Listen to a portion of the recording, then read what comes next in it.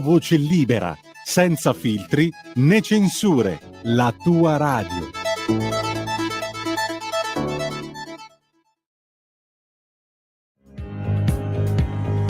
Va ora in onda la rassegna stampa.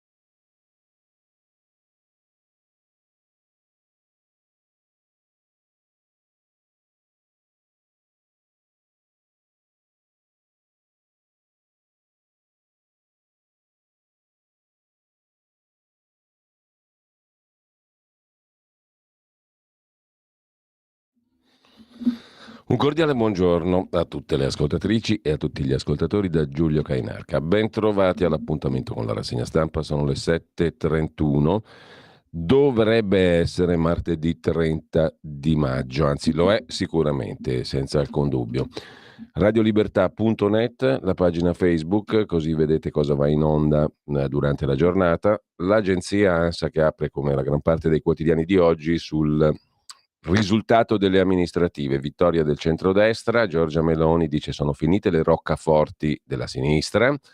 Schlein, segretaria PD, da soli non si vince, poi vedremo i vari commenti. L'altra notizia è relativa agli scontri in Kosovo, una bomba che non serviva a essere dei maghi o dei profeti per capire che sarebbe potuta scoppiare, visto che le contraddizioni, per usare un eufemismo, risalgono quantomeno alla guerra contro la Serbia del 99. Scontri in Kosovo, feriti 14 militari italiani della forza di interposizione internazionale, la KFOR.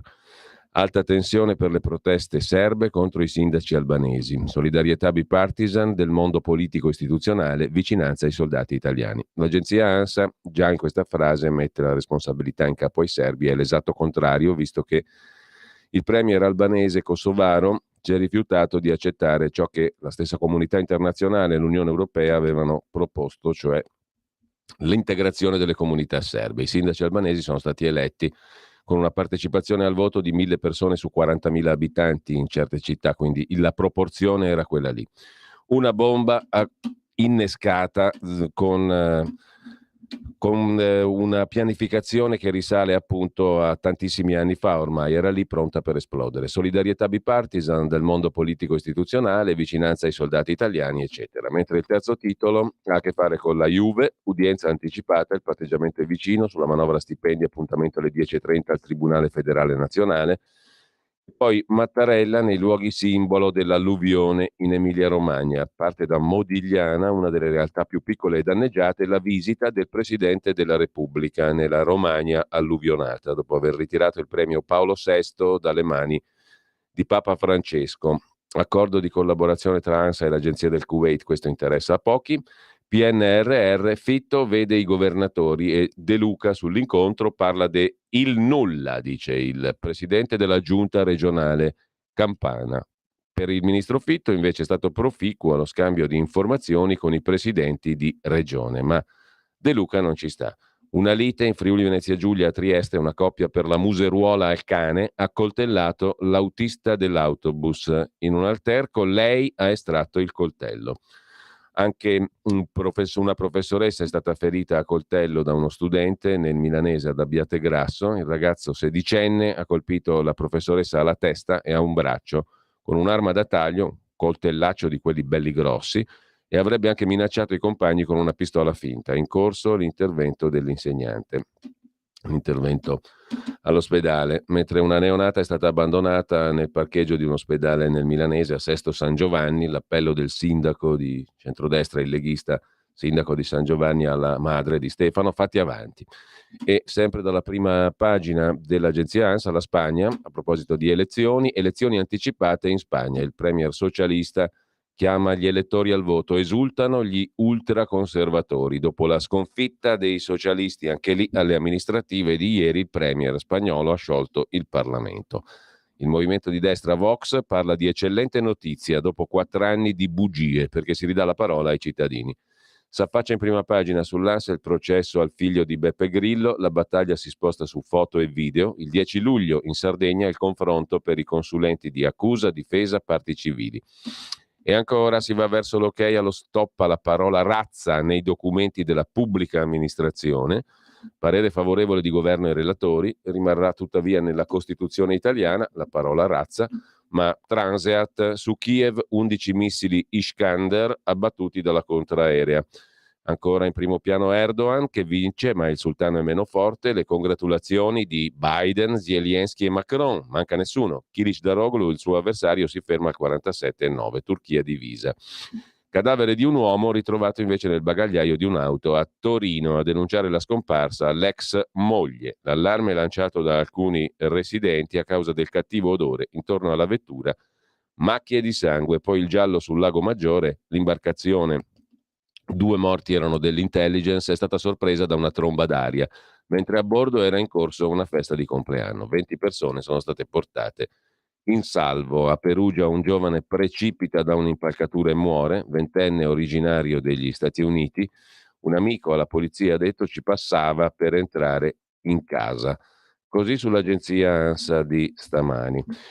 Vediamo velocemente anche il primo piano delle altre 2 agenzie principali, ADN Kronos e AGI, le comunali in primo luogo, poi il Kosovo, di cui parleremo dettagliatamente stamattina, le elezioni in Spagna, l'abbandono della neonata davanti all'ospedale di Sesto San Giovanni, l'ex direttore di Avvenire Marco Tarquinio, io candidato per i 5 Stelle alle europee, falso, non esiste. L'addio a Isa Barzizza, la spalla cinematografica di Totò, morta a 93 anni. E sempre in primo piano sull'agenzia DN Kronos, Vallanzasca che resta in carcere. Il tribunale di sorveglianza nega la cura all'esterno. Vediamo pure l'Aggi, l'agenzia dell'ENI, valanga del centrodestra alle comunali, l'attacco di droni su Mosca, danni ad edifici. E ancora saranno 15 milioni e mezzo gli italiani in viaggio per il 2 giugno, perché gli italiani stanno benone, altro che la crisi economica, mediamente 3 notti di vacanza per una spesa di 454 euro pro capite. E avanti così, Madama la Marchesa.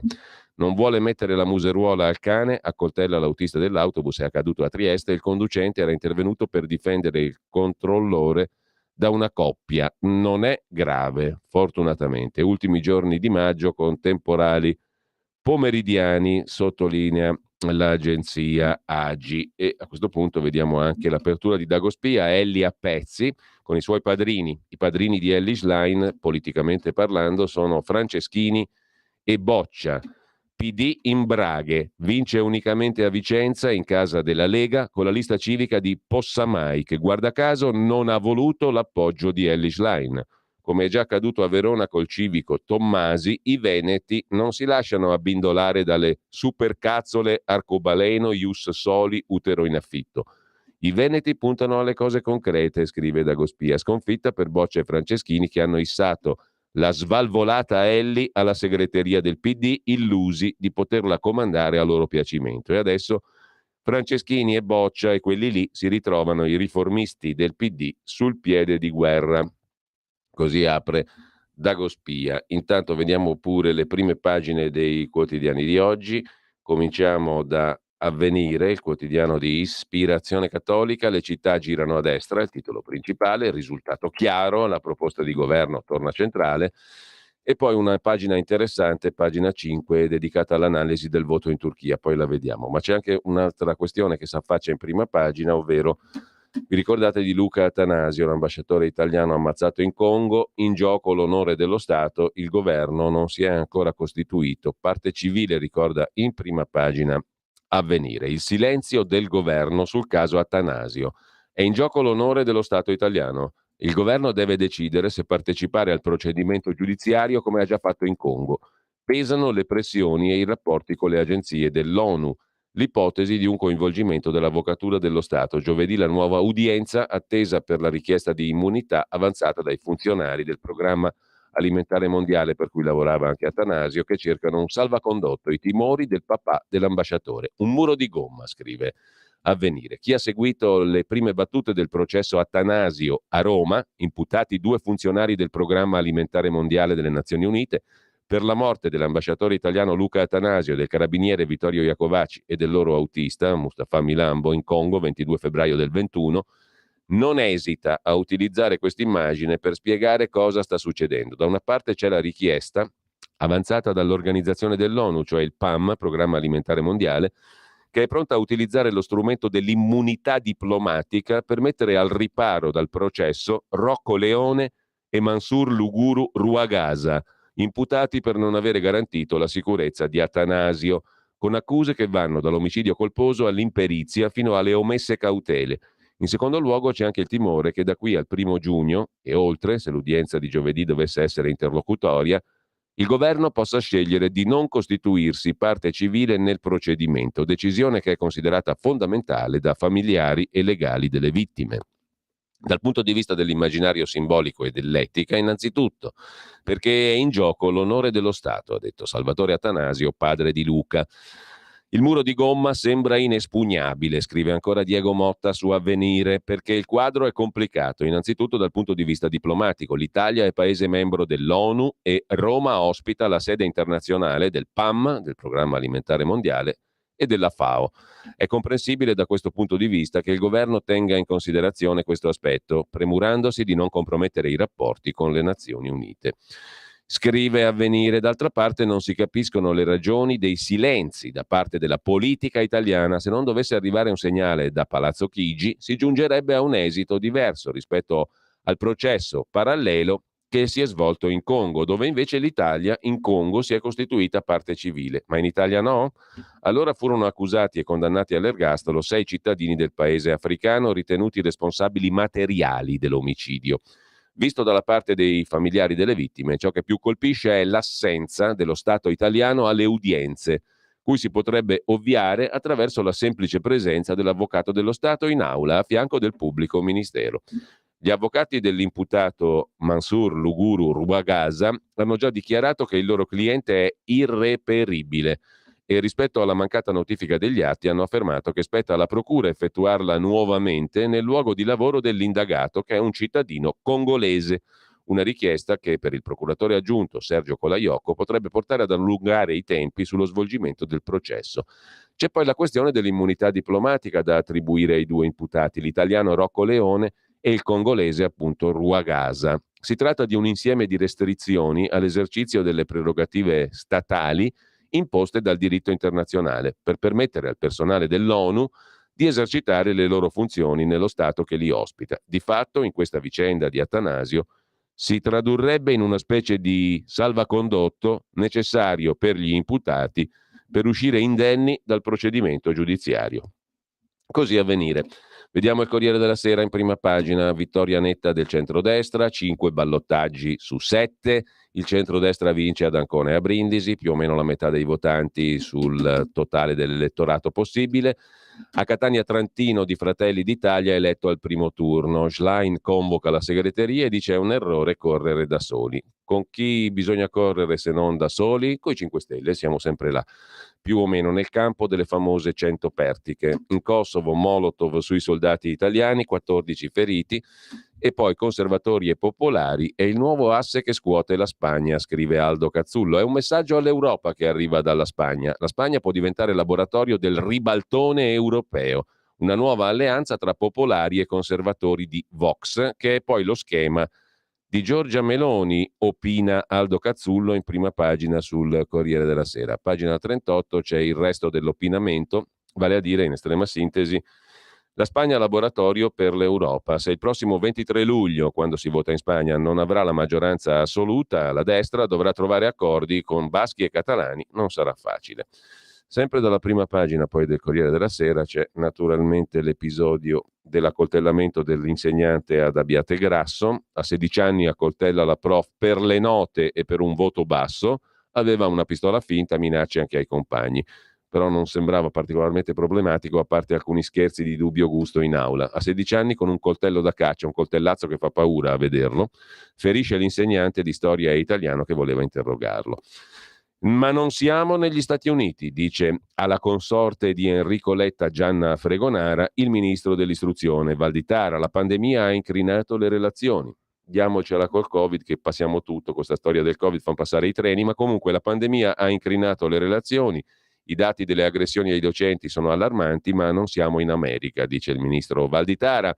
A scuola serve lo psicologo, o magari il poliziotto a volte. Comunque, mentre gli sforzi diplomatici non sono riusciti a sanare la piaga aperta del Kosovo, era una guerra giusta, vero? Giustissima quella del 99, ha prodotto risultati fantastici, hanno messo su un governo di tagliagole, il serpente dei Balcani, ve lo ricordate? Hashim Thaçi, il primo premier della meravigliosa nazione kosovara non riconosciuta da centinaia di stati, peraltro al mondo, il che la dice già abbastanza lunga. Al di là di questo, comunque, il Corriere della Sera lo lasciamo per andare al Fatto Quotidiano di Marco Travaglio, un bel titolo con un bel latinorum, morituri te salutant. Così il Fatto di Travaglio incornicia i ballottaggi. Trionfano le destre, effetto Schlein a rovescio. Il PD perde la Toscana, perde Ancona, a Brindisi va giù anche il Movimento 5 Stelle, oltre che il centro-sinistra, eppure la Sicilia va a destra. Ai democratici solo Vicenza, ma con un sindaco che si è allontanato moltissimo da Elly Schlein ed è un lettiano. Ehi, c'è nessuno? Chiama Marco Travaglio nell'editoriale. Non c'è bisogno dell'armocromista, e dai, per intonare i colori vincenti nei ballottaggi. Il nero di Fratelli d'Italia, il verde della Lega, rimasto un po' indietro Travaglio, e l'azzurro di quel che resta di Forza Italia. Chi vaneggiava di un pareggio o di uno stop all'onda destroide delle politiche o assume sostanze psicotrope o confonde i desideri con la realtà. Fratelli d'Italia ha smesso di crescere, ma si è assestata poco sotto il 30%. 4 punti sopra le politiche, Lega e Forza Italia stabili.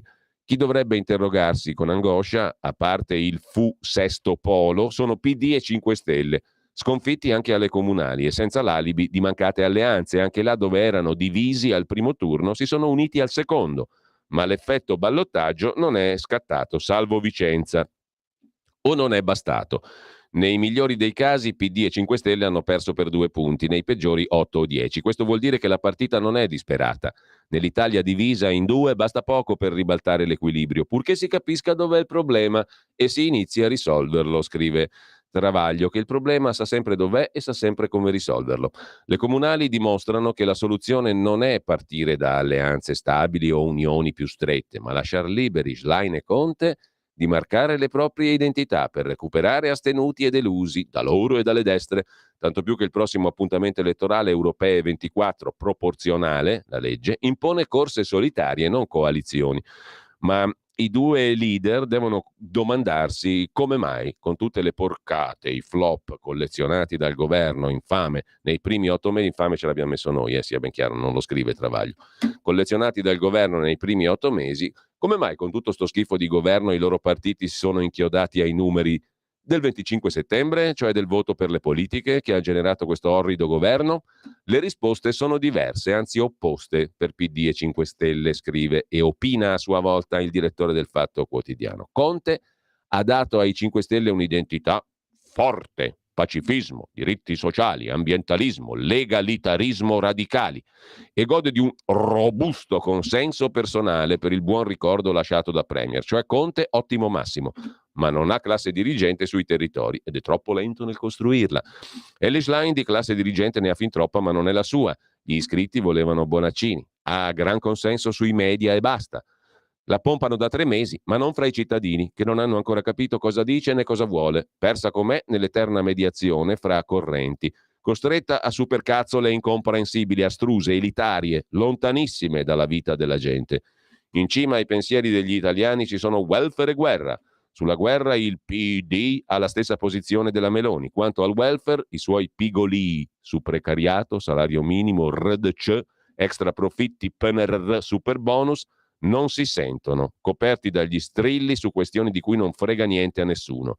Dalle pippe sull'agenda Draghi, il PD è passato all'Aventino, sul caso Cospito Donzelli del Mastro, alle barricate per gli automartiri Fazio Annunziata. Dal non ci hanno visti arrivare al perché è arrivato qualcuno? Così la vede il direttore del Fatto Quotidiano, da par suo. Il mister Meloni, il compagno di Giorgia Meloni Gianbruno in azione, prima attaccava Berlusconi, poi trattava con Marina. Chiamalo scemo. Kosovo, feriti 11 alpini nella guerra rimossa, la pace NATO, scontri fra serbi e truppe di Pristina, bella pace quella fatta dalla NATO con le bombe del 99, e poi Palazzo Chigi, l'ENI, i colossi delle armi, i fondi dell'Istituto Affari Internazionali di Nathalie Tocci, firma della Stampa, analista di politica internazionale e compagnia. Dove c'è il quattrino c'è l'interesse, l'idea. L'ideale è sempre nutrito dal quattrino, scopre il Fatto Quotidiano. Andiamo al giornale. Il giornale adesso lo carichiamo con molta pazienza, con molta lentezza. La lentezza è la virtù dei forti, così diceva Socrate, di pomeriggio peraltro. E noi attendiamo che arrivi prima di questo pomeriggio la prima pagina del giornale.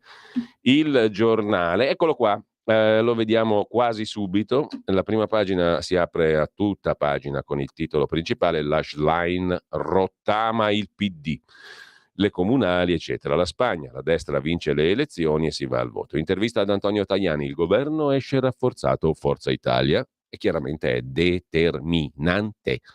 In Kosovo, Molotov sui soldati italiani, c'è il pezzo di Fausto Biloslavo che vale la pena di leggere subito, di commento alla situazione del Kosovo, giusto appunto. La mano di Mosca, scrive Biloslavo, dietro l'escalation. Così si apre un nuovo fronte per l'Europa. I servizi segreti da tempo hanno lanciato l'allarme sul Kosovo, pronto a fare il botto, a schioppare.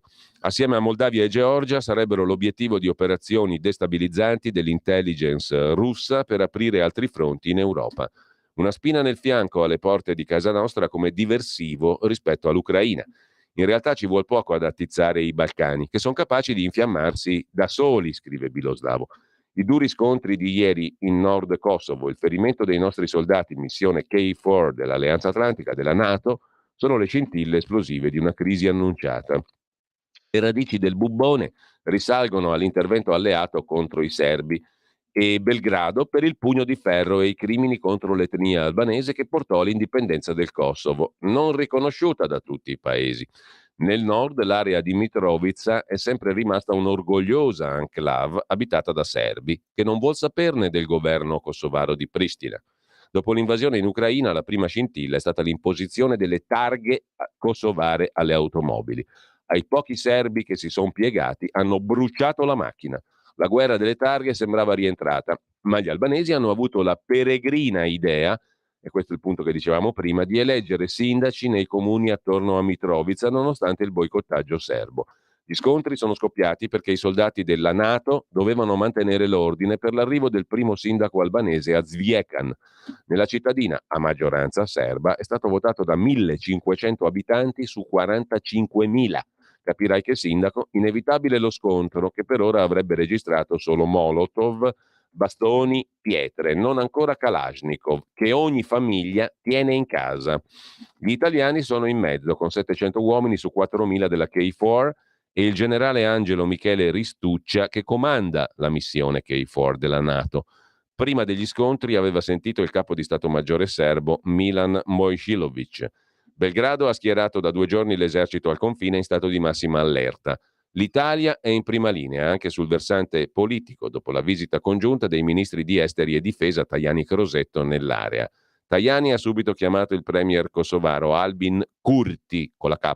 Il governo serbo lo accusa di gettare benzina sul fuoco con il velato appoggio americano che in Kosovo mantiene Camp Bond Steel, la più grande base nei Balcani. L'Europa a fatica sembrava aver raggiunto con i contendenti accordi di massima per il riconoscimento reciproco. La violenza delle ultime ore potrebbe diventare l'epitaffio delle speranze negoziali. Per il ministro degli esteri russo Lavrov si sta sviluppando una situazione esplosiva nel cuore dell'Europa, dove la NATO sferrò un'aggressione contro la Jugoslavia nel 99. Da mesi l'ambasciatore russo a Belgrado stuzzica sul Kosovo.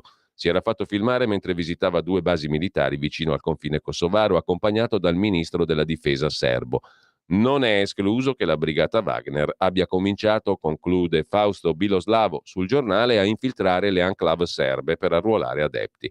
Dall'altra parte della barricata il primo ministro albanese Edi Rama ha visitato Pristina, attaccando le teatrali manovre militari serbe. Un miscuglio esplosivo, vecchi rancori, nuove provocazioni, il tutto rischia di scoppiarci in faccia a un tiro di schioppo dall'Italia. Così Fausto Biloslavo sul giornale. Sempre sul giornale bisogna segnalare a centropagina il terrore che entra in classe. Ogni settimana c'è un atto di violenza, non solo il fatto di Abbiate Grasso.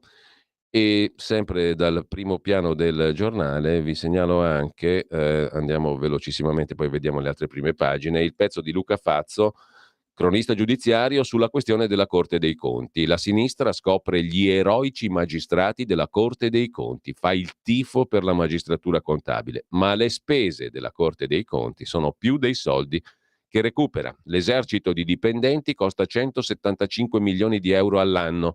La Corte dei Conti ne porta a casa 95. Insomma, un bell'affare la Corte dei Conti. C'è il giudice? No, non c'è. Non viene? No, ha lavorato ieri. Via Marina, una delle più verdi e silenziose di Milano. Tra i platani della Villa Reale, una palazzina tutta ori e tutta stucchi, ciumbia, che ospita, che cosa? La sede lombarda della Corte dei Conti, la giustizia contabile, la nuova icona della sinistra antigovernativa. Anche a Milano c'è chi fa la bella vita, tipo i magistrati della Corte dei Conti. Il giudice c'è oggi? No, non c'è. E perché non c'è? Perché ha lavorato ieri, cosa volete che lavori anche oggi? Così inizia la storia raccontata da Luca Fazzo sulla questione della Corte dei Conti. Mentre la Procura di Brescia se ne occupa Felice Manti, chiede l'archiviazione di Conte, inteso come Giuseppi, e Speranza, l'ex ministro della Salute, sulla questione del processo Covid. La Procura di Brescia non vuole processare Giuseppe Conte e l'ex ministro Speranza. Ira dei familiari, scrive Manti sul giornale. Il leader dei 5 Stelle è soddisfatto, ho sempre avuto fiducia, eccetera. I legali della Bergamasca dicono questa non è giustizia. Molte morti si potevano evitare, qualcuno paghi. E sempre dal giornale, già che ci siamo, a Milano è caos in procura e se ne occupa di nuovo il cronista giudiziario Luca Fazzo. Perché? Perché uno dei pubblici ministeri della Procura di Milano è indagato niente di meno che per pedopornografia. Il vice procuratore onorario di Palazzo di Giustizia finisce in un'inchiesta sui pedofili. Posizione stralciata perché sui magistrati di Milano è competente la Procura di Brescia. È uno dei tanti peones della giustizia, magistrati avventizi, pagati a cottimo, sulle spalle loro grava buona parte del carico dei processi considerati minori. Da una manciata di giorni il vice procuratore onorario, in servizio nel Palazzo di Giustizia di Milano, è al centro di una delicata inchiesta per pedopornografia. Sempre in tema di giustizia, poi c'è da segnalare sul giornale la vicenda di 2 imputati eccellenti, più o meno eccellenti. La pietas non è fragilità o perdono, è uno dei pilastri della giustizia. È una giustizia che non ha bisogno di essere spietata. La pietas non gode di buona salute. Non la trovi con un pollice su o un pollice giù, e ci sono 2 storie dove la pietas non ha più diritto di cittadinanza. La prima ha a che fare con un delitto senza redenzione. Alessia Pifferi ha abbandonato la figlia di 18 mesi sola in casa per andare a trovare il suo uomo. La piccola Diana è morta dopo 6 giorni di fame e di sete. Per tutti Alessia è un mostro, lo dicono anche la madre, la nonna e la sorella. È in carcere a San Vittore, a Milano. Passa le giornate in cella a guardare il soffitto, non si aspetta perdono. Ha chiesto di portare di persona un fiore sulla tomba della figlia. È tutto quello che può fare per placare i suoi demoni e non servirà a nulla. La risposta dei giudici? Burocratica. La richiesta non rientra tra quelle previste dall'ordinamento penitenziario. Questo no, commenta sul giornale Vittorio Macioce, questo no dei giudici potrebbe nascondere una paura, cioè cosa dirà l'opinione pubblica se permettiamo a questa madre mostro di portare un fiore sulla tomba della figlia che ha fatto morire. La speranza è che non sia così, perché la gente non conosce la pietas. La seconda storia è quella di Renato Vallanzasca. René non è più bello e sopravvive a se stesso nel carcere di Bollate. È uno spettro ormai, fatica a ricordare qualcosa di sé. I suoi avvocati hanno chiesto di farlo curare a casa, di differire la pena fino a una morte che arriverà presto. Il tribunale di sorveglianza ha risposto di no. Il boss della Comasina può essere curato in carcere. Fine pena mai. Vallanzasca ha 73 anni, 50 li ha passati in carcere. Qualcuno dice che l'ultima volta è voluto tornarci rubando una cosa da poco. È il simbolo della Milano a mano armata. Punite la leggenda, ma per favore lasciate morire in pace l'uomo, scrive Vittorio Macioce su Il Giornale. Con questo lasciamo la prima pagina del giornale, non solo la prima pagina a dir la verità. Tra l'altro, per quanto concerne invece le elezioni locali, qui torniamo brevemente ad Avvenire, perché sul dorso milanese, ma insomma i risultati sono risultati, non è questione di interpretazioni ideologiche, in Lombardia invece ha vinto il centrosinistra nei ballottaggi. Il centrosinistra ha fatto il pieno.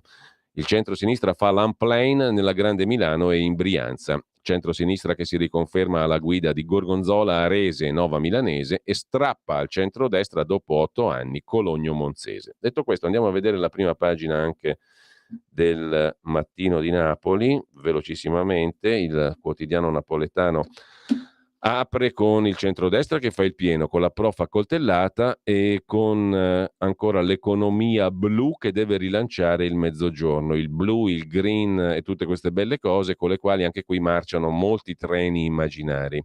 Il PNRR, Fitto incontra i governatori ed è gelo con De Luca, questo l'abbiamo già visto e quindi dal Mattino passiamo al Tempo di Roma.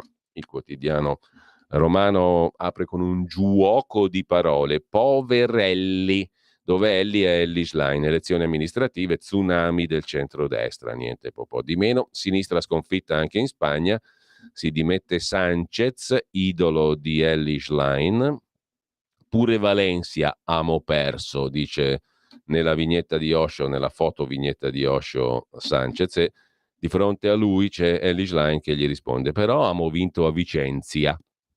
Pure Valencia amo perso, però amo vinto a Vicenza. A voi ve fa ride? A me per niente. Comunque è molto intelligente la vignetta. I PM chiedono di archiviare le accuse a Conte e Speranza, inchiesta Covid. Consiglio federale Lega, Salvini confermato segretario. Adesso cambiamo l'Europa. A pagina 6 si trova l'articolo di Luigi Frasca. Ieri è stato il giorno del Consiglio federale della Lega nella sede del partito in via Bellerio a Milano. La prima novità è la conferma del raduno di Pontida 16-17 settembre. L'auspicio in vista delle elezioni europee dell'anno prossimo costruire un centrodestra alternativo alla sinistra con buona pace dei sostenitori della maggioranza Ursula. Circa 2 ore e mezza di riunione, incontro poi seguito da un incontro ad Arcore fra Salvini e Berlusconi, un incontro lungo e cordiale. Berlusconi, ha detto Salvini, è in grande forma, è al lavoro su tanti dossier, è sorridente ed è...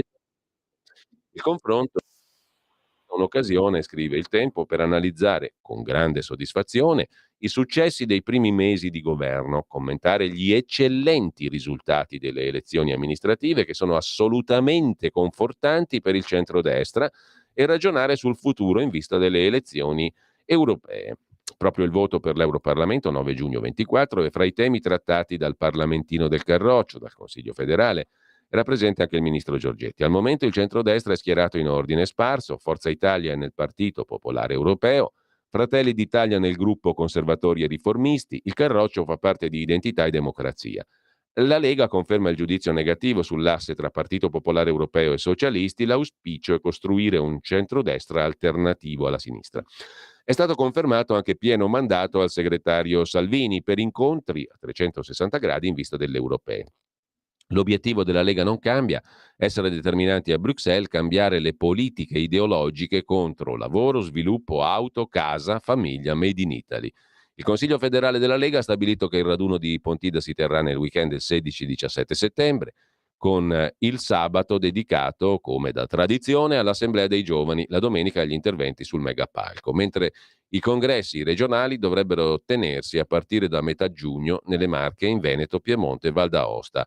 La riunione del Consiglio federale si è chiusa prima di conoscere i risultati dei ballottaggi, poi giudicati straordinari dalla Lega, perché confermano l'ottimo stato di salute del centrodestra e sono frutto del mix tra gradimento dei candidati e apprezzamento per l'azione di governo a livello nazionale. Straordinarie conferme, fa sapere la Lega, in Toscana.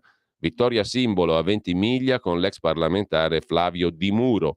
La Lega festeggia, per la prima volta entrerà nelle giunte ad Ancona e a Brindisi. Matteo Salvini sta salutando gli ottimi risultati del centrodestra al ballottaggio. Ha chiamato i sindaci eletti e anche lo sconfitto Francesco Rucco di Vicenza, protagonista di un grande recupero di consensi rispetto al primo turno, ma insufficiente a ribaltare il risultato. Da vice premier e ministro, Salvini continuerà la massima collaborazione con tutti i comuni, così si conchiude il pezzo del Tempo di Roma. Sottosegretaria Borgonzoni in Emilia Romagna, salviamo i beni culturali, impegno per i luoghi del sapere, dice la sottosegretaria leghista alla cultura in visita alle zone alluvionate dell'Emilia Romagna. Ricostruire case, scuole, caserme, ripristinare i luoghi di cultura che contribuiscono a dare un senso di comunità. Così sul Tempo. Dal Tempo passiamo alla Repubblica. Ovviamente l'apertura sulle amministrative, il vento della destra è il titolo poco inventivo. Vicenza, dove parla il sindaco Possamai non schleiniano, ripartiamo da quello che ci unisce, e poi il Kosovo, battaglia tra serbi e soldati della NATO. Ma c'è anche il presidente uscente dell'Inps, uscito dell'Inps Tridico, tassare i profitti globali, welfare europeo e tante altre belle cose. Da Repubblica alla consorella per parte di Agnelli Elkan, La Stampa di Torino, che apre la sua prima pagina con Meloni che stravince, al PD va solo Vicenza, poi l'informazione RAI, parla Bruno Voglino.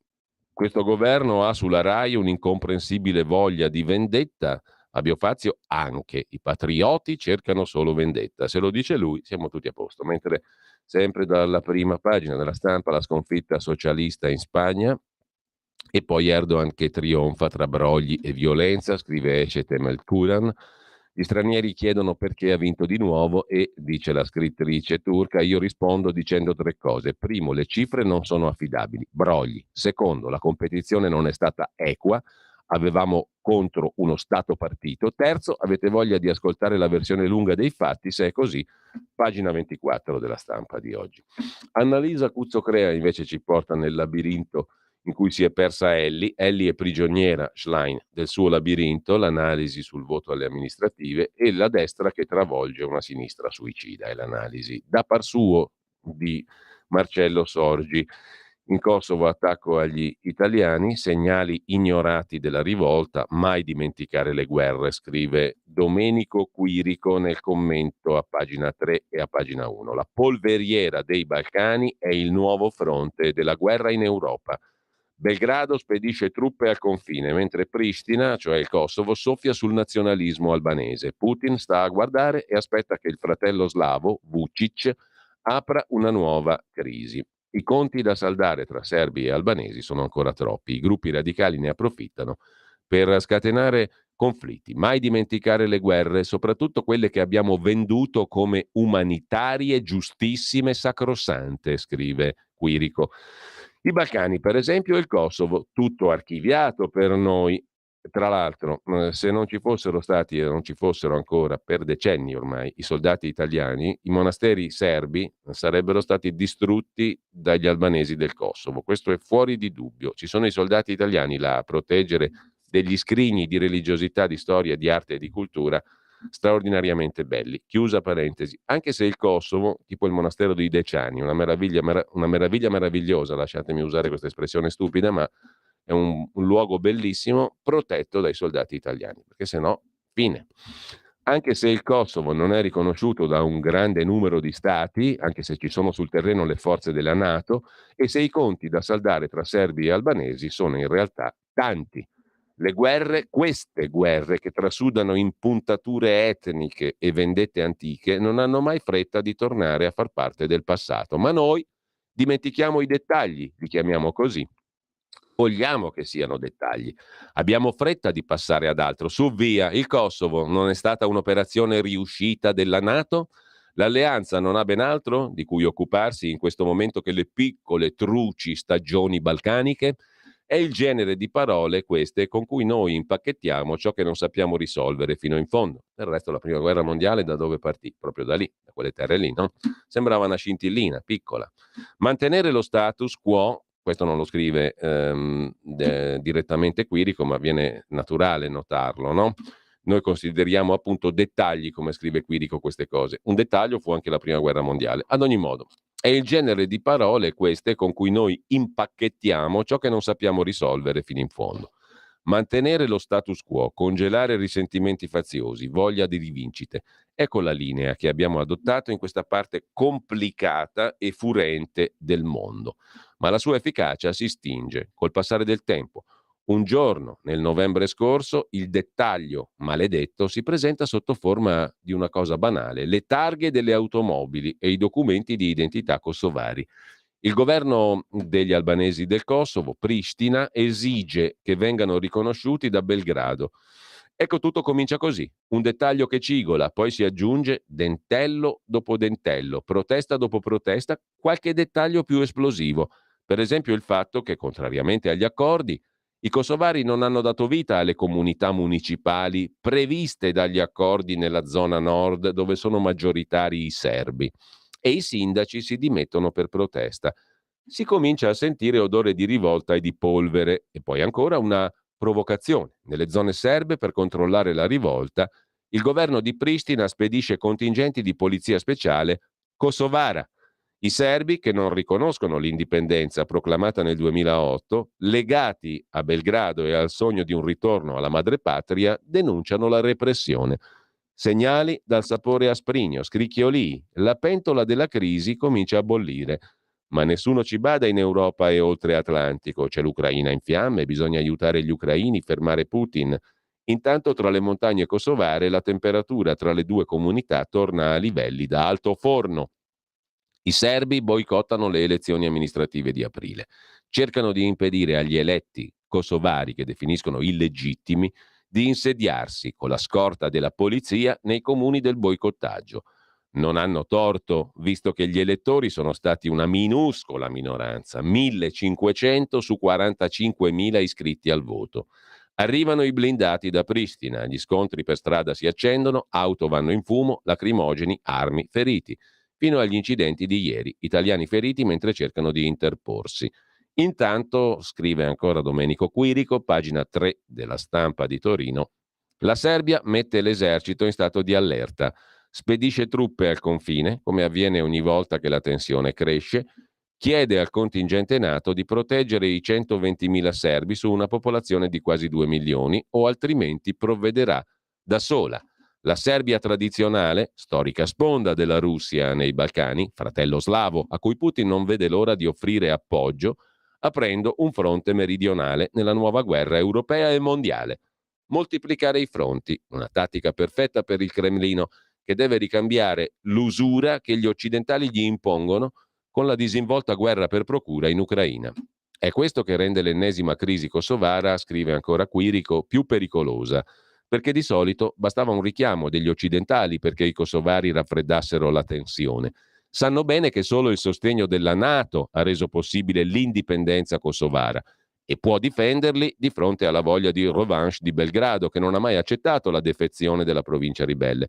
A Pristina c'è anche una statua che raffigura Bill Clinton, tanto per capirci, anche se le mani della dirigenza kosovara le ha strette Bush quando è andato a riconoscere il Kosovo nel 2008. In ogni caso, sono consapevoli che i gruppi radicali della minoranza serba, collegati con le ben rodate organizzazioni mafiose, approfittano di ogni occasione per scatenare la guerra.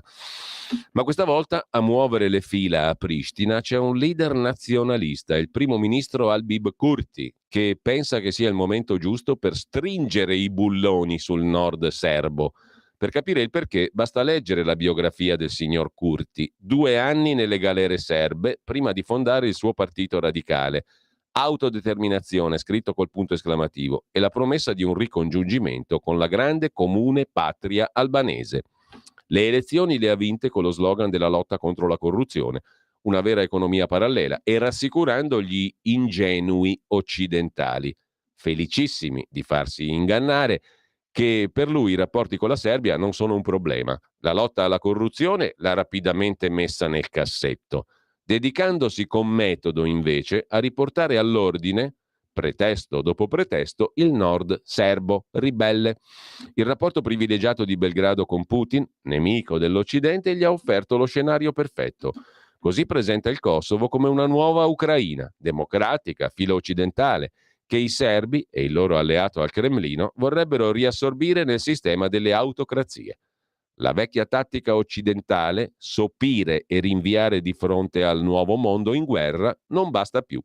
La polveriera balcanica resta stipata di materiale esplosivo. E ora, conclude Quirico, che fare? Punto di domanda. Così in prima pagina e a pagina 3 sulla Stampa di oggi. Mentre chiudiamo col buongiorno di Mattia Feltri, chiamiamoli dittatori. Il bello di non far politica mi è sembrato limpido ieri. Le cancellerie e le diplomazie europee si rallegrano con Erdogan rieletto alla presidenza della Turchia. Il bello di non essere ministro degli esteri italiani, indotto a entusiasmo per la solidità della democrazia turca e delle elezioni. Ma chiamiamoli dittatori come sono. E intanto lasciamo la Stampa, andiamo a vedere anche La Verità.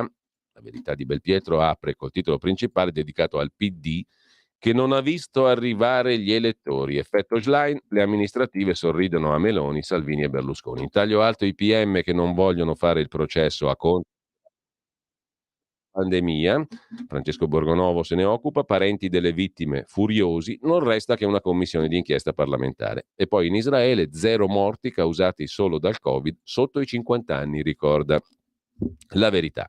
Il trionfo della destra anche in Spagna. Gli studi truffa sugli scienziati che accusano l'uomo per il clima, la bufala di Cook, quella di Linas, uno che tira torte in faccia agli avversari e arruola tra i catastrofisti gli astenuti, scrive Fabio Dragoni. L'ombra di Erdogan che si allunga sulle europee, gli scontri in Kosovo, che abbiamo già analizzato, analizzati qui sulla Verità da Stefano Piazza, scontri in Kosovo e manifestanti che hanno ferito i soldati italiani. Infine si chiude con Milano, vigili denunciati per tortura e razzismo. Il trans ha presentato querela per le manganellate e lo spray al peperoncino, suo diritto, e ci mancherebbe pure, telecamere all'ambasciata, i democratici riescono a farsi ridere dietro anche in Iran, scrive invece Giorgio Gandola, la democratica Lia Quartapelle, la compagna di Claudio Martelli, denuncia intimidazioni all'ambasciata iraniana a Roma. Su una forca c'è un dispositivo per filmare i manifestanti, ma il sistema è lì, su un palo, dal 2011, cioè da quando le elette del PD andavano in visita velate a Teheran, scrive La Verità in prima pagina. Dalla Verità passiamo al Libero. Ciaone a Elli è il titolo d'apertura col commento del direttore Alessandro Sallusti, il centrodestra valanga, eccetera, eccetera. Il PD finito all'angolo tornerà a giocare sporco, scrive Fausto Cariotti, restano loro soltanto i magistrati. Si appoggeranno un'altra volta ai loro amici magistrati, quelli del PD, scrive Cariotti. Mentre la destra vola anche in Spagna, ora l'obiettivo è l'Europa. Il prossimo anno le elezioni continentali. Il Kosovo, caos in piazza, Paola Natali lo commenta, e poi l'inchiesta Covid. Per i PM gli errori di Speranza e Conte non sono reati. Vittorio Feltri si occupa invece della Madonna di Trevignano. Vedere la Madonna adesso è diventato un crimine orrendo, scrive Feltri in prima pagina e a pagina 15. Il caso della signora Gisella Cardia col marito, la Madonna che compare a Trevignano, eccetera. Sono poche le persone comuni che hanno attirato su di sé una così ampia attenzione mediatica, morbosa, quanto quella che ha suscitato Gisella Cardia, la veggente di Trevignano.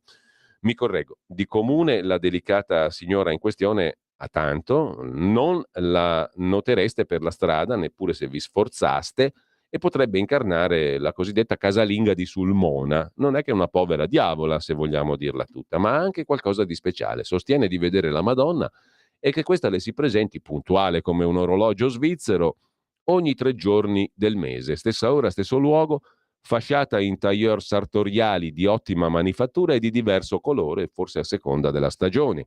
Che la Vergine avesse tanto gusto nel vestire lo ignoravamo. Devo confessare che la cosa mi rincuora, poiché coi tempi che corrono la madre di Gesù Cristo avrebbe anche potuto indossare jeans strappati e scarpe anticazzo, come definisco io quelle sportive, in stile Chiara Ferragni. Invece la Vergine non si è lasciata contaminare dalle mode, restando ancorata a uno stile anni 50, ci auguriamo possa tornare in auge, in quanto rispolverato da una donna virtuosa che tutto sommato possiede un bel giro di follower in tutto il globo, la Madonna cioè, e sulla quale nessuno si azzarderebbe a sillabare mezza critica. Ma torniamo alla nostra tenera Gisella, capace di moltiplicare gnocchi e coniglio in tempi di inflazione e carovita, così come Gesù moltiplicava pane e pesci, o come la sinistra moltiplica da sempre poveri e tasse. Devo ammettere che la cardia mi fa simpatia, tanta. Innanzitutto perché è attaccata da chiunque con ferocia e un accanimento ingiustificabili. E quando la piazza si rivolta contro la strega di turno, io sto con la strega. Mi viene spontaneo. In secondo luogo, perché Gisella tende a prendersi esageratamente sul serio e ciò mi provoca una strana tenerezza, scrive Feltri. Ha vestito i candidi panni della mistica, nessuno glieli può levare. Per capirlo mi è bastato ascoltarla proferire poche sillabe. Ha quella maniera di parlare propria dei preti, dei santi, delle monache, dei martiri, dei papi e di Giulio Andreotti, buonanima, che forse hanno seguito e seguono tutti lo stesso corso di dizione e di eloquenza. Mantiene sempre la calma, ha una parola buona per tutti e nessuna parola cattiva per alcuno. Ciò è dovuto alla pace che le infonde lo Spirito Santo. Ha una straordinaria attitudine a fingere, a recitare, a prenderci tutti per i fondelli, lo ignoro, ma in ogni caso non me la sento di scagliarmi contro questa signora processata in TV e sui giornali. Non si comprende per quale reato. Ci troviamo davanti ancora una volta all'ennesimo procedimento giudiziario televisivo. La persona è incriminata per un peccato o vizio piuttosto che per un vero delitto. Vedere la Madonna non è un crimine, affermare di vederla neppure. Fondare un'associazione di fedeli della Madonna in questione o organizzare riunioni in un prato per ricevere in pompa magna l'Immacolata non è un delitto. Ottenere donazioni spontanee, idem. Insomma, io vedo tanta fuffa più che una condotta delittuosa, fermo restando che certe cose devono essere accertate non negli studi televisivi dove opinionisti da strapazzo senza opinioni ci propinano lezioncine di morale o catechismo, contorcendo le labbra a favore di telecamera in smorfie che comunicano scandalo e riprovazione nei confronti di Gisella, che ultimamente ha rivelato di aver conosciuto niente po' di meno, personalmente, che Gesù, che ha descritto come un figo. Si dia il caso che la veggente, come è solita fare da 7 anni a questa parte, anche il prossimo 3 giugno, alle ore 15, a Trevignano Romano, avrà un incontro con la sua amica Maria, la quale la farà depositaria di un messaggio, l'ennesimo, per i fedeli. Sarà vago e inconcludente come di norma. Cardia lo ha chiarito ai giornalisti che con impertinenza le chiedevano altre risposte. Si vede che non c'è proprio un cazzo da fare in paradiso, conclude Vittorio Feltri. Io assolverei questa donna da tutto, pure dai crimini che non ha commesso, giusto per la simpatia. Tra l'altro, nessuno si stupisce se qualcuno pensa che esistano il paradiso e l'inferno. Perché meravigliarsi se una casalinga fa 4 chiacchiere con la Vergine? Mentre lasciamo anche la prima pagina di Libero e adesso andiamo a dare un'occhiata anche alla prima pagina del manifesto. Il manifesto ha un simpatico titolo, Ancona tu, in apertura, cioè la destra che conquista appunto Ancona e Brindisi con Giorgia Meloni fotografata di spalle con la bionda chioma, anzi la bionda nuca. Il PD fallisce la riconquista delle città toscane, Meloni esulta, Salvini ironizza sull'effetto Schlein. Il Sole 24 Ore invece, il quotidiano di Confindustria, si occupa del super bonus, 30 miliardi sono ancora bloccati. Solo la metà dello stock di crediti ha completato l'iter per il trasferimento. Insomma, c'è ancora una massa di circa 30 miliardi di euro di crediti fiscali legati al super bonus che fatica a trovare uno sbocco sul mercato. Questo emerge guardando i numeri resi noti in audizione da Ministero del Tesoro, Finanze e Ragioneria Generale dello Stato in Commissione Bilancio alla Camera, confrontandoli con cifre già rese note dall'amministrazione finanziaria. Numeri aggiornati a fine aprile che certificano che le ultime manovre per sbloccare i crediti fiscali non hanno ancora sortito gli effetti sperati, anche perché all'appello mancano ancora la riapertura del canale delle poste e l'attivazione della piattaforma annunciata da Enel. L'altro tema in primo piano sul quotidiano di Confindustria invece è la questione del PNRR, controlli sul PNRR per dirigenti e politici lo scudo fino al 2026. I magistrati della Corte dei Conti replicano con durezza al progetto del governo di prorogare lo scudo erariale fino al 2026 per escludere il controllo della Corte dei Conti concomitante sui progetti del PNRR. In una nota i magistrati contabili esprimono sconcerto e stupore, eccetera. Questo in primo piano sul 24 ore. Il foglio si occupa in primo piano, in taglio alto sotto la testata, con Maurizio Crippa, del progetto del Comune di Milano e dell'assessore Maran di aiutare la figliolanza, la generazione filiale, diciamo così, a Milano. Fare un figlio, pagare un affitto a Milano si può fare with a little help, come cantavano i Beatles, cioè con un piccolo aiuto concreto, innovativo, esportabile del Comune di Milano. Spiega l'assessore Maran, la notizia dell'altro giorno, di ieri, appunto, che il Comune vuole in qualche modo incentivare monetariamente chi fa un figlio o lo adotta. Per quanto concerne invece Ellis Line e le amministrative, poca armocromia, molto monocolore, la destra un po' più moderata piace e vince alle amministrative, Salvini controfitto sul PNRR, uno dice dell'altro che è un pugile suonato e questo, parlando di quello, lo chiama quello che sa tutto. Entrambi stanno bene attenti a non nominarsi in modo esplicito. Insomma, tra Raffaele Fitto e Matteo Salvini va avanti così, una tenzone sottaciuta, fatta di allusioni e veleno. Sempre in prima pagina poi sul Foglio di oggi cade il governo Sanchez, accidenti, proprio ora che il PD aveva trovato il suo modello? Mentre Il Dubbio, il quotidiano degli avvocati italiani, si occupa del sistema giustizia, quello di Palamara e compagnia cantante, è irriformabile e il Consiglio Superiore della Magistratura, ciechi sordi muti, CSM, è ancora in mano alle correnti dei magistrati. La denuncia arriva dal consigliere togato Andrea Mirenda, l'unico togato senza un gruppo associativo alle spalle all'interno dell'attuale Consiglio Superiore della Magistratura, che è peraltro autorevolissimamente presieduto dal Presidente della Repubblica. Le correnti sono ben presenti nelle nomine, specie quelle importanti, dice il giudice veronese Andrea Mirenda, appunto l'unico che non viene fuori da una corrente nel CSM. La riforma del CSM voluta dall'ex ministra Cartabia aveva come obiettivo quello di togliere potere ai gruppi associativi dei magistrati. E non è andata proprio così. Sempre in prima pagina sul Dubbio, poi io dico, con la mafia è ancora guerra, alle superleggi non possiamo rinunciare. Averne arrestati e condannati molti di mafiosi e capimafia non deve indurci a considerare conclusa l'opera. Si arriva al traguardo quando il principio di legalità avrà soffocato le organizzazioni criminali. Prima no, dice Emanuele Crescenti, appunto, al Dubbio di oggi. Sul Dubbio c'è anche un'intervista all'economista Giulio Sappelli. Il PNRR è in bilico? Parola d'ordine: negoziare subito con l'Unione Europea.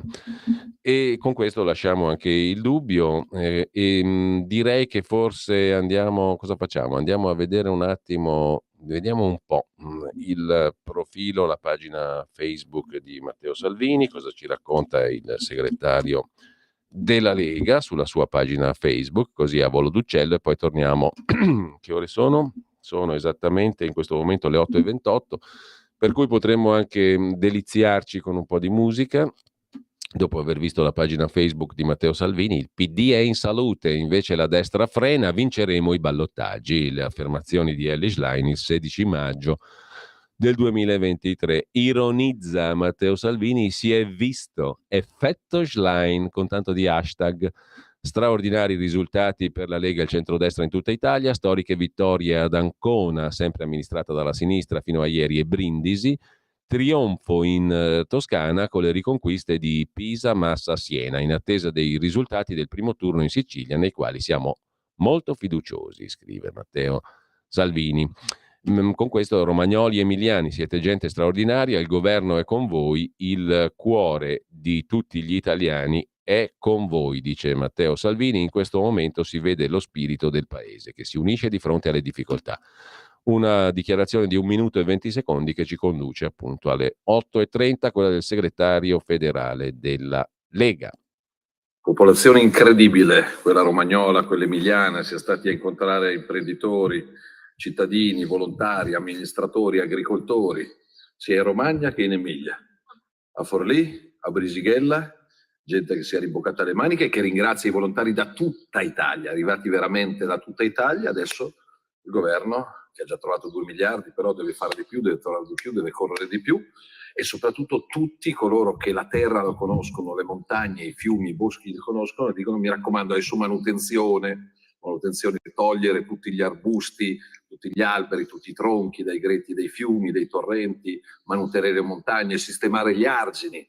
E se c'è la nutria, il topo che fa il nido nell'argine, e poi l'acqua esce, e quindi bisogna intervenire, bisogna rassodare, bisogna disboscare, bisogna togliere la ghiaia, bisogna fare quello che si faceva da tanti anni e che si è smesso di fare da un po' di tempo. Però gente che è ripartita, mi raccomando, noi cerchiamo di fare il nostro, portando aiuti immediati, concreti, sospendendo i pagamenti di tasse, tutte le rate, tutti i mutui. C'è bisogno che quest'estate però vi ricordiate, anche voi, della Romagna e dell'Emilia, se avrete qualche ora, qualche giorno di tempo da passare in compagnia in posti straordinari, qua, vi aspettano qua a braccia aperte. Stai ascoltando Radio Libertà. la tua voce libera, senza filtri né censura. La tua radio.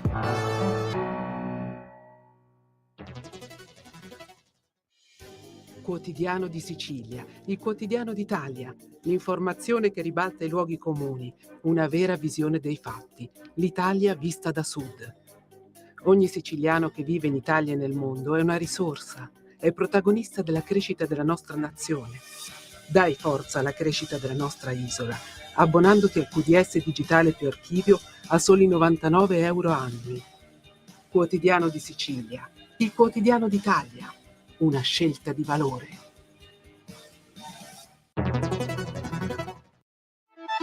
Stai ascoltando Radio Libertà, la tua voce libera, senza filtri né censure, la tua radio.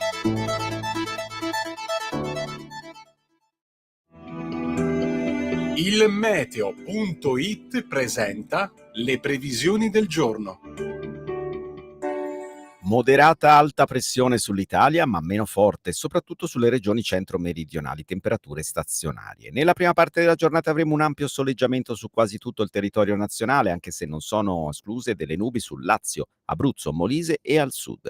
Rovesci possibili sulla Sicilia, in genere asciutto altrove. Nel pomeriggio condizioni di instabilità, soprattutto sui rilievi del nord e al centro-sud, qui specie lungo la dorsale appenninica, meglio altrove. Per ora è tutto da ilmeteo.it, dove il fa la differenza anche nella nostra app. Una buona giornata da Lorenzo Tedici. Avete ascoltato le previsioni del giorno.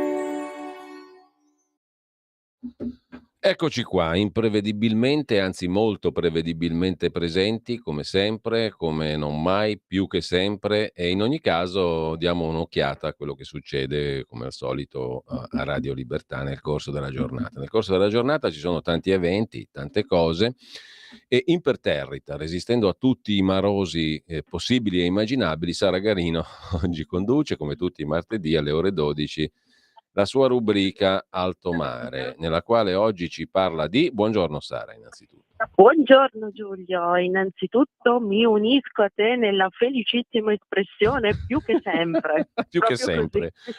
Più che mai, Più come che non sempre, mai. Esatto, più che mai, come non mai, più che sempre, per sempre, navigando. Comunquemente, mi verrebbe in da dire. alto mare. Comunquemente mi piace anche. Allora Sara, Bene, di cosa Giulio. ci parli oggi e con chi? Allora, come ormai tradizione, ogni 15 giorni la consueta rubrica sui principali temi di attualità a briglia sciolta a 360 gradi con Giovanni Ceccaroni, economista di Nomisma Energia, e con il caporedattore di Libero Sandro Iacometti. Naturalmente, come ovvio, oggi andremo anche a commentare quelli che sono stati gli esiti molto positivi per il centrodestra dell'ultima tornata di amministrative, oltre ovviamente a un focus sui principali temi economici, prima fila per il testo di delega fiscale. Benissimo, allora appuntamento alle ore 12, grazie a Sara Garino. Grazie Sara, buona giornata, buona Grazie a te mattina, buon Giulio, lavoro. semprissimamente. Sempremente e comunque mente. Grazie ancora. Intanto, a proposito degli amici del Quotidiano di Sicilia, vediamo subito la prima pagina. Politica sugli scranni di Camera e Senato, non siedono sempre qualità e competenza, scopre il Quotidiano di Sicilia. Il direttore Carlo Alberto Tregua si occupa invece di Zelensky, il turista. È una strada senza uscita. Papa Francesco e la Cina imporranno la pace, secondo il direttore del Quotidiano di Sicilia. E poi Catania, Trentino verso una vittoria schiacciante.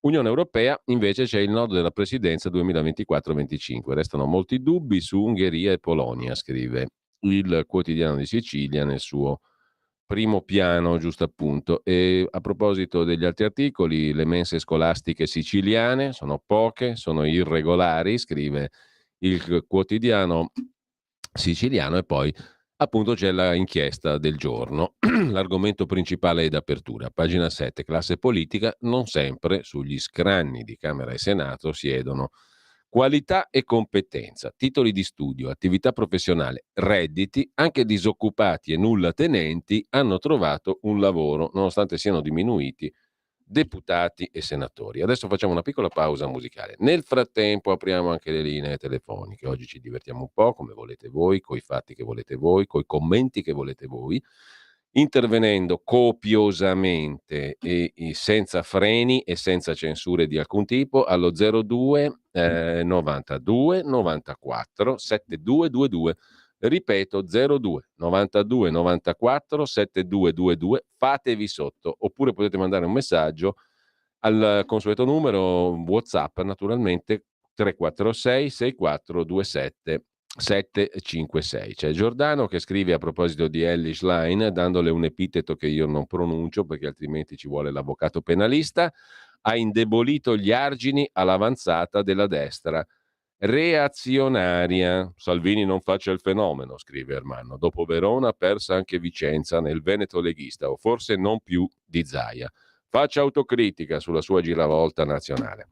Paola, buongiorno Cainarca, molto delusa dall'esito delle votazioni a Cologno Monzese. Se fosse vero che Perego ha dato indicazioni di votare a sinistra, mio malgrado dovrò dopo anni cambiare partito di riferimento. Io non so neanche chi sia Perego, quindi mi spieghi lei Paola chi è. Con il suo articolo sulla Madonna Feltri meriterebbe il Pulitzer, Scrive un altro ascoltatore: Sammy Varin oggi farà tante belle cose interessanti tra le 13 e le 15. State all'ascolto perché già sta mandando roba e materiale qui in radio. E poi cosa abbiamo? Abbiamo un commento. Chiarezza, Maurizio, è un incazzato perenne. Maurizio, siamo al governo con ministri e sorrisi, ma siamo sempre all'8%. Vediamo i paesi in Lombardia, Vicenza, Verona, finanziamenti alla guerra, oscuramento Covid, zitti con l'Europa, mai criticare i successi degli altri. Finanziamo piuttosto Radio Libertà. E questa invece è una cosa condivisibilissima. Assolutamente condivisibile, peraltramente totalmente, comunquemente. Poi vediamo, perché adesso siamo sul limitare di una grandissima svolta per la radio. O si muore o si rinforza. La seconda direi a occhio e croce, perché mi sembra più probabile. Comunque 02 92 94 7222.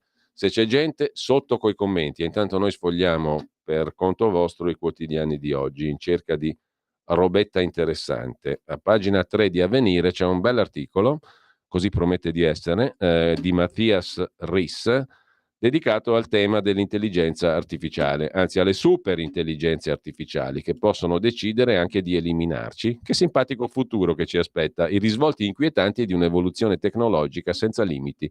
La stupefacente progressione dell'IA,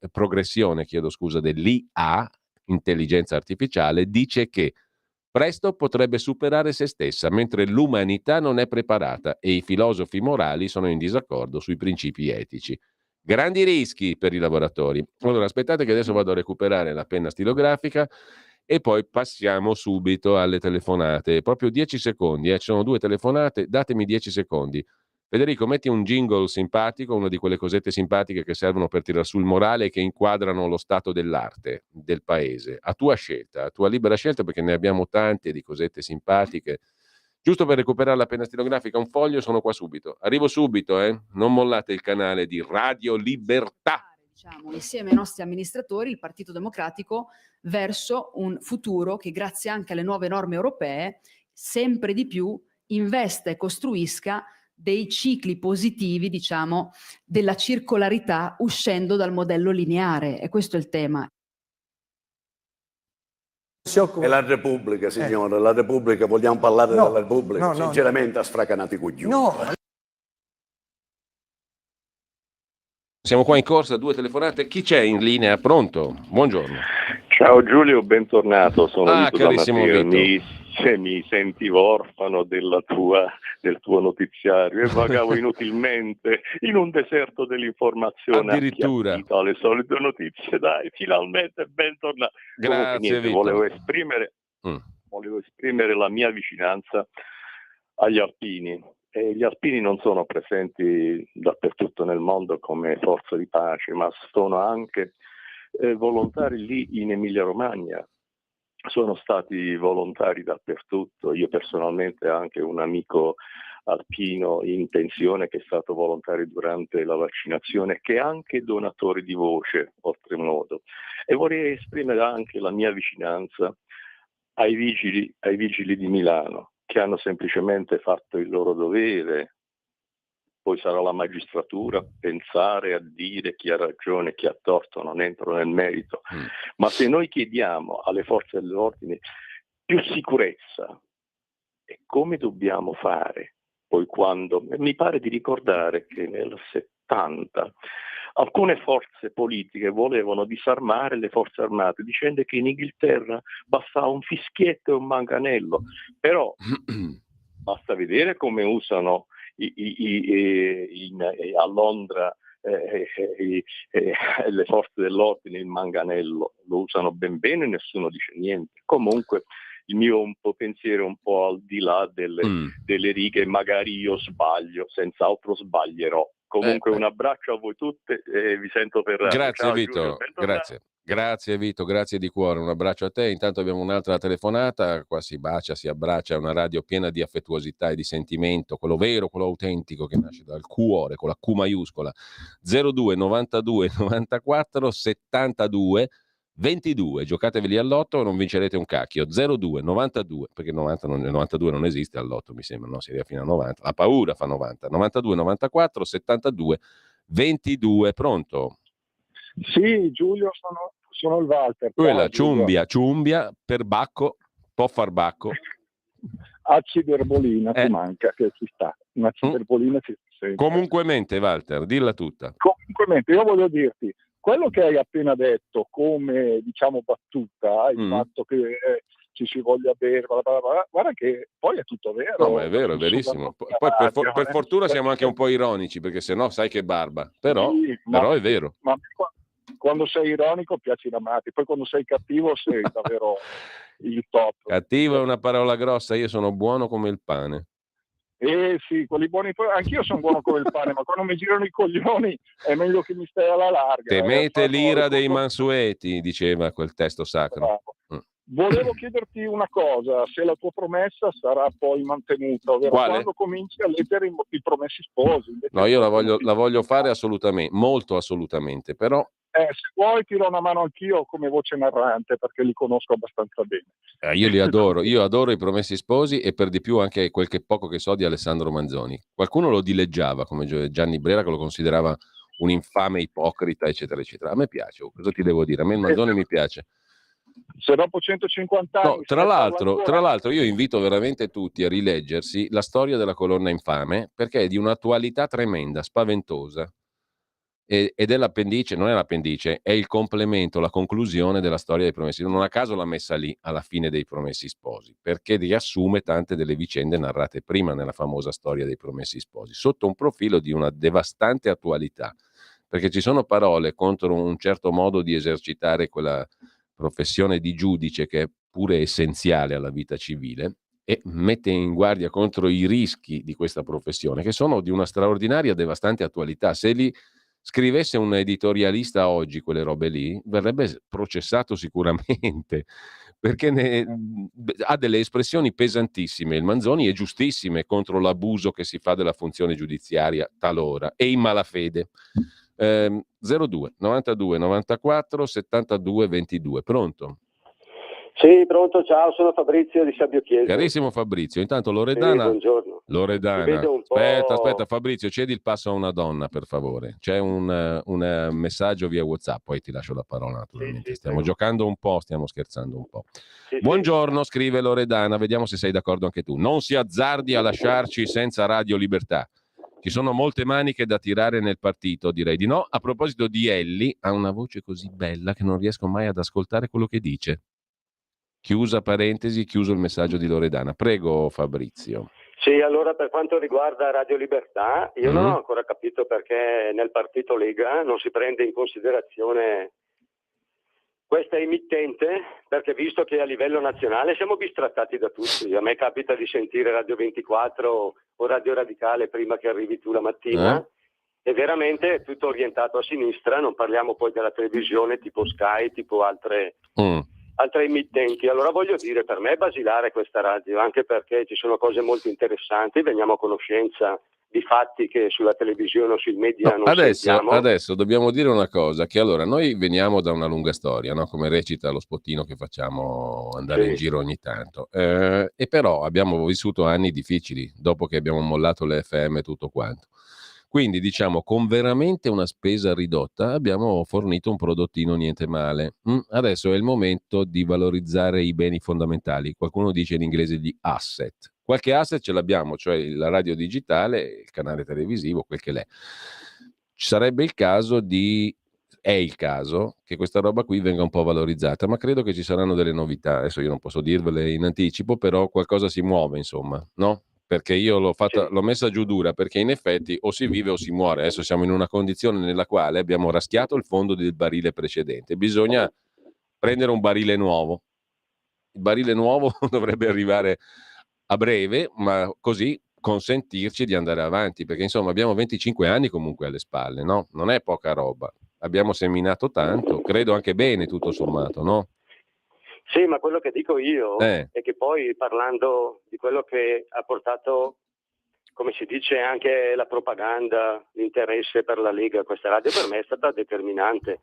Salvini dovrebbe sempre ricordarsi che è partito da qui, partito dalla radio, ha costruito gran parte della sua fortuna politica partendo da lì. Ma io so che lui no, ma lo sa benissimo Salvini, cioè, e oltretutto ha sempre difeso e amato questa radio, bisogna dire la verità, cioè, con tutte le difficoltà della gestione di tante cose, perché non è così semplice. Adesso noi possiamo fare tante battute, però non è così semplice. E in ogni caso, se siamo qui, io dico che Salvini, diciamo, l'ha difesa veramente questo strumento radiofonico, perché difende un'idea di libertà, non perché è sua o perché ci mette le mani e via dicendo, ma perché ha difeso un elemento di libertà oggettivamente. Poi tutto il resto, diciamo, la vita è complessa, non è semplice da gestire, e noi ci siamo trovati in una difficoltà tremenda perché comunque, pur essendo piccoli, abbiamo dovuto fare i conti con un'estrema povertà. Poi si sommano le imperizie individuali, ciascuno di noi ne ha, e quindi tante cose giocano insieme. Insieme a questo c'è anche il bello, il positivo, quello che abbiamo fatto di buono. Non la faccio troppo lunga perché spero a breve di potervi dare notizie molto più entusiasmanti. Intanto, Raul Cesano, che si firma nostalgico, il Nord, in questo caso specifico la Lombardia, ha perso la sua Lega Nord. Insomma, è qualche annetto, diciamo, ma comunque abbiamo festeggiato la conferma della regione, ma guardando i voti, i dati, avevamo perso 700.000 voti rispetto al 2018, eccetera. C'è bisogno di una TV indipendente, magari potessimo vedere i vostri programmi in TV. Per il momento, scrive un'altra ascoltatrice carissima, Edda, per il momento solo con lo smart TV, poi si vedrà. Vittoria del PD, scrive Emilio, nei comuni della cintura milanese fa pensare ma non sorprende. Sono testimone di altre amministrazioni locali di centrodestra molto attenta al soldo, poco ai cittadini, che secondo me cadrà il prossimo anno. Occhio, perché localmente la gente valuta meglio le persone e il loro operato, e questo credo sia fuori di dubbio.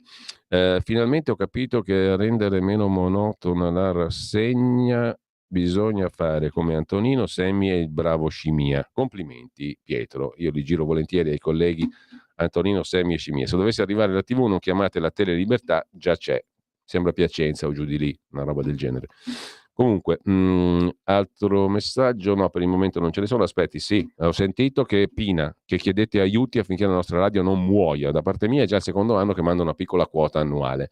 Ma io confido seriamente che questa cosa, che è lodevolissima, straordinaria, del supporto che voi date, possa essere superata, perché non è con quella roba lì che andiamo avanti, onestamente. Poi l'abbiamo gestita anche in una maniera poco efficace e tutto il resto. Quindi lasciamo stare. Lo sforzo c'era, anche lì la buona idea, la buona volontà, ma poi sulle gambe sulle quali ha camminato, quel che l'è. Lasciamo perdere, archiviamo le cose che non funzionano e andiamo avanti. Mi chiedo se i politici, di cui voi tutti fate riferimento e che sicuramente traggono il maggior vantaggio, loro che dovrebbero esservi grati, vi sostengono? Speriamo di sì. La nostra radio non deve spegnersi, scrive Pina MB Monza Brianza. Giorgio da Udine era l'estimatore dell'articolo di Feltri sulla Madonna. Intanto abbiamo due telefonate, credo, una 02 92 94 72 22. Pronto? Pronto Giulio? Sì, buongiorno. Buongiorno, non lasciarci orfani per favore, perché è l'unica radio seria che riesco a sentire, che almeno ci dà informazioni concrete su tante cose che il deserto che avevamo dell'informazione non ci faceva sentire. Adesso speriamo che qualcosa cambi. Volevo chiederti, ma ti sembra logico in un paese civile che dalla televisione di Stato si attacchi il governo in quella maniera da parte di 4 guidi? Secondo me dovrebbero cacciarli tutti, perché da una televisione di Stato si dovrebbe informare e non dare giudizi. Poi questa è un'opinione personale, ma chiedo conferma se tu la pensi alla stessa maniera o se c'è qualcosa di diverso. Ad ogni modo, io farei una proposta per la televisione di Stato. Primo, via la pubblicità, visto che paghiamo il canone e ce lo mettono addirittura nella bolletta della luce. 2, confinamento della politica in trasmissione ad hoc, come era una volta, dove c'era un moderatore e un contraddittorio. Le trasmissioni di intrattenimento, di divertimento, devono parlare di tutt'altro, ma è vietato assolutamente ogni accenno alla politica. Cosa ne pensi? Grazie e buona giornata.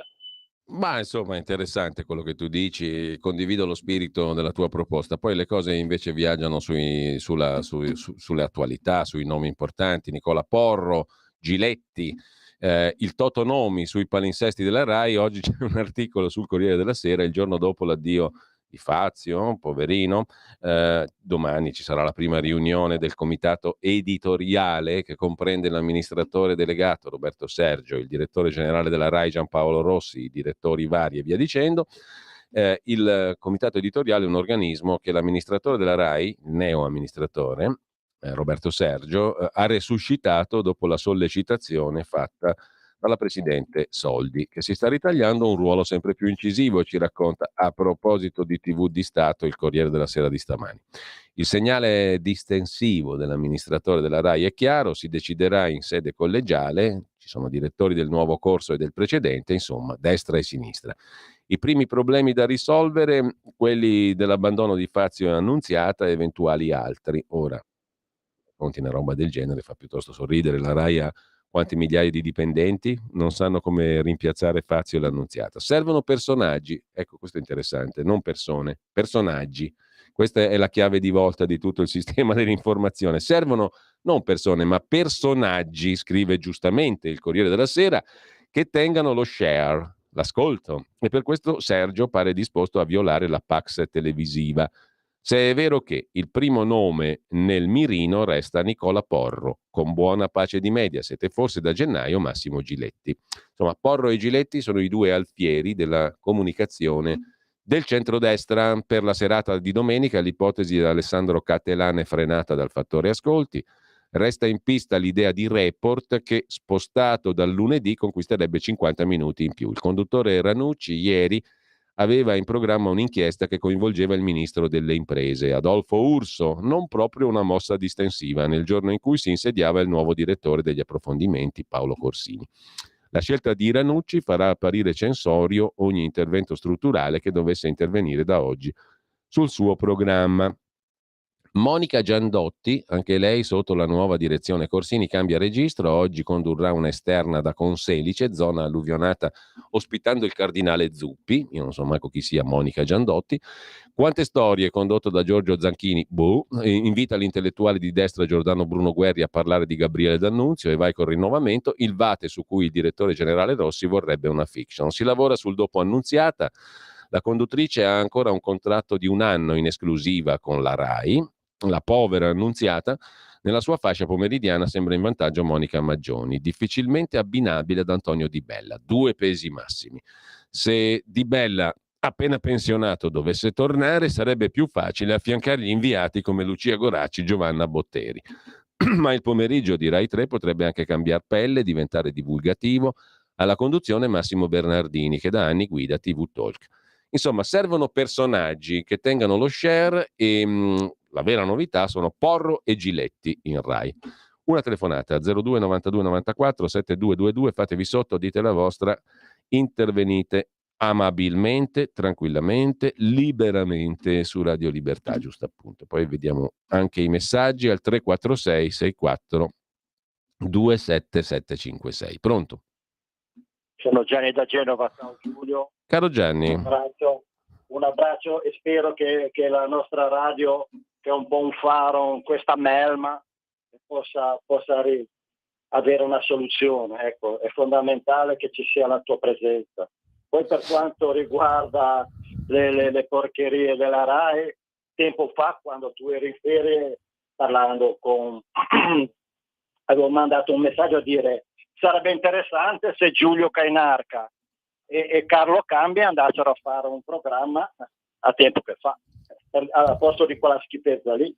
Certamente che se ci fosse stata questa situazione vuol dire che l'Italia non sarebbe la terra dei cacchi. E quindi per quanto riguarda invece la questione dell'Emilia Romagna, avevo mandato tempo fa su Start Mag una bellissima intervista di Paride Antolini, che è il presidente dei geologi dell'Emilia Romagna, che ha fatto una disamina eccezionale e di gran buonsenso sull'Emilia Romagna. Ecco, ma come mai che non si possa mettere persone di quello spessore a fare questo benedetto commissario? E come anche adesso, quando Tridico porterà via le suole lì dall'Inps. Dall'Inps. No, scusa, Tridico, mettere Alberto Brambilla come presidente dell'Inps, che è una persona di grande preparazione che conosciamo tutti come leghisti quando lo intervistavi a Onda Libera. Una persona di grande competenza, è mai possibile che ce l'abbiamo le persone e si devono sempre mettere dei catafalchi? È quello il fatto. Grazie Gianni. Grazie anche a te Gianni. 02 92 94 7222 per intervenire in diretta. Pronto? Pronto, buongiorno Giulio. Buongiorno. Massimiliano, bentornato. Grazie. Piacere di sentirti. Allora, io invece avrei un'idea molto drastica. Ad esempio, cancellare completamente i palinsesti della Rai 3. Ma è mai possibile che possa esistere un canale pagato da tutti, cioè la Rai è pagata da tutti, che sia smaccatamente rivolto verso i partiti di sinistra? Non è possibile avere una cosa del genere. Poi, per quanto riguarda invece la disgraziata alluvione, io vorrei far notare che lì ci sono delle città, dei paesi che sono sotto il livello dei fiumi. Allora, prendiamo esempio dalla signora Olanda, perché quando ero a militare nel 66, quando c'è stata l'alluvione a Firenze, io ero a Pordenone, che c'è stata un'alluvione forse come e più di quella di Firenze. Anche lì ci sono dei paesi sotto il livello dei fiumi, per cui bisogna curare assolutamente gli argini. Se tu sei sotto devi fare qualcosa che ti ripari, invece è stato fatto niente. Vi saluto. Grazie Massimiliano. Allora Carletto Abbonato, che sostiene la Radio Libertà, Sulla radio della sinistra milanese ci sono sempre spot di grandi gruppi parastatali italiani, per esempio Eni. Possibile che nessuno dei nostri riesca a fare una telefonata a costoro adesso che al governo ci sono altri? Saluti, scrive Carletto, il quale ha perfettamente ragione. Il discorso adesso è perfino, diciamo, invecchiato, fuori luogo magari, però insomma si sarebbe dovuto, potuto, barra, eccetera, eccetera. 02 92 94 72 22. E poi vediamo un po' di scorrere anche i messaggi. Bisogna togliere i ballottaggi. I destri non vanno a votare 2 volte. Ma questo è vero fino a un certo punto, visti i risultati di ieri. Questa radio, scrive Mary, la nostra radio è la voce del popolo informato. Io da quando esiste l'ascolto tutti i santi giorni, ho imparato tante cose come se fossi andata all'università. Walter, nel nuovo bidone da raschiare vorrei Maurizio Bolognetti, scrive Walter, e anch'io la penso uguale. Ieri facendo zapping in FM c'è una certa Radio Libera, ma non c'entra nulla con Radio Libertà, che è molto meglio. Dopo aver visto il risultato dei ballottaggi, a Ellie Schlein non servirà più l'armocromista. Siamo dalle parti di Sammy Varin, della sua trasmissione dalle 13 alle 15. Luciana da Udine. Voglio sperare nel buon senso che viene attribuito ai rappresentanti politici della Lega, che noi anche grazie alla radio abbiamo sostenuto e sosteniamo, si attivino anche a proprio beneficio per farla non solo vivere ma ampliarsi, e infatti staremo a vedere in questo senso. Sempre Maurizio, perché Radio Radicale con la scusa di aggiornare dal Parlamento prende miliardi di finanziamento e noi che facciamo cultura e aggiornamento dal Parlamento non prendiamo nulla, che io sappia. Abbiamo un contratto con il qui Parlamento e il gruppo della Lega alla Camera. Maggiore impegno finanziario da tutti gli onorevoli che intervengono in primis. Basta che gli onorevoli versino 1.000 euro cada uno, dato i 20.000 mensili, oltre ai nostri. Ma noi avremo bisogno di uno sviluppo di mercato futuro diverso e che speriamo stia arrivando. Speriamo. Dovrebbe essere sulla soglia. Poi quando oltrepasserà la soglia comunicheremo a tutti quanti, naturalmente. Banale ma reale, scrive un altro ascoltatore, mettere gente valida in Rai è contro la religione di Stato. Se non sei corrotto e manovrabile, non puoi accedere. Nella vostra futura TV non deve mancare Carlo Cambi, scrive ancora Edda, e anche in questo caso direi che siamo d'accordo. Intanto, cos'è che facciamo? Diamo una scorsa rapida. No, il Corriere della Sera l'abbiamo già fondamentalmente visto. Vi volevo segnalare dal Corriere della Sera, a pagina 5, un'intervista a uno dei padrini politici naturalmente di Ellie Schlein, Francesco Boccia. Ellie si è trovata alleanze già fatte, noi siamo la prima lista, è il PD il problema? Le europee saranno decisive. Insomma, De Mignanzi in sci. Andiamo avanti così, per dirla in milanese. La Toscana, il bis di Conti, Pisa rimane a destra, Michele Conti, da cui prenderemo la regione, dice il sindaco di Pisa, e poi la prima donna di Siena. Chiamatemi sindaco, Nicoletta Fabio, centrodestra. È stata riconfermata. Speravo di vincere, non mi aspettavo tanto calore, dice Nicoletta Fabio, 62enne, docente di italiano latino in corsa per il centrodestra, è diventata, la prima sindaca di Siena. È tornato il sole dopo l'acquazzone e Nicoletta Fabio è arrivata in testa a un corteo a Palazzo Pubblico. Guiderà per 5 anni Siena, coalizione di centrodestra, Fratelli d'Italia, Lega, Forza Italia e liste civiche. A Massa Persiani batte anche gli ex alleati di Fratelli d'Italia, contro tutto e contro tutti. Francesco Persiani, avvocato penalista, ce l'ha fatta, ha trionfato battendo di 10 punti l'avversario di centrosinistra Ricci. Un capolavoro, quello di Persiani, che alla vigilia del secondo turno aveva anche tenuto duro alla richiesta di pace dei consiglieri di Fratelli d'Italia, che dopo le pugnalate gli avevano giurato fedeltà. Lui aveva rifiutato, poi aveva accettato l'accordo politico col partito di Giorgia Meloni, vittoria al primo turno e riconferma con i voti della sua lista civica e Lega, Forza Italia, eccetera, al secondo turno. In Toscana Spira, vento di centrodestra. A Catania ha trionfato Trantino, sempre centrodestra. E poi dal Corriere della Sera di oggi c'è un'intervista al ministro Valditara, l'intervista di Gianna Fregonara, che è la consorte dell'ex segretario del PD e premier Enrico Letta. Il Covid, la Covid, quel che l'è, ha incrinato le relazioni. I dati sono allarmanti, ma non siamo gli Stati Uniti. Negli ultimi 3 mesi 40 docenti aggrediti. Serve lo psicologo a scuola, dice il ministro Valditara.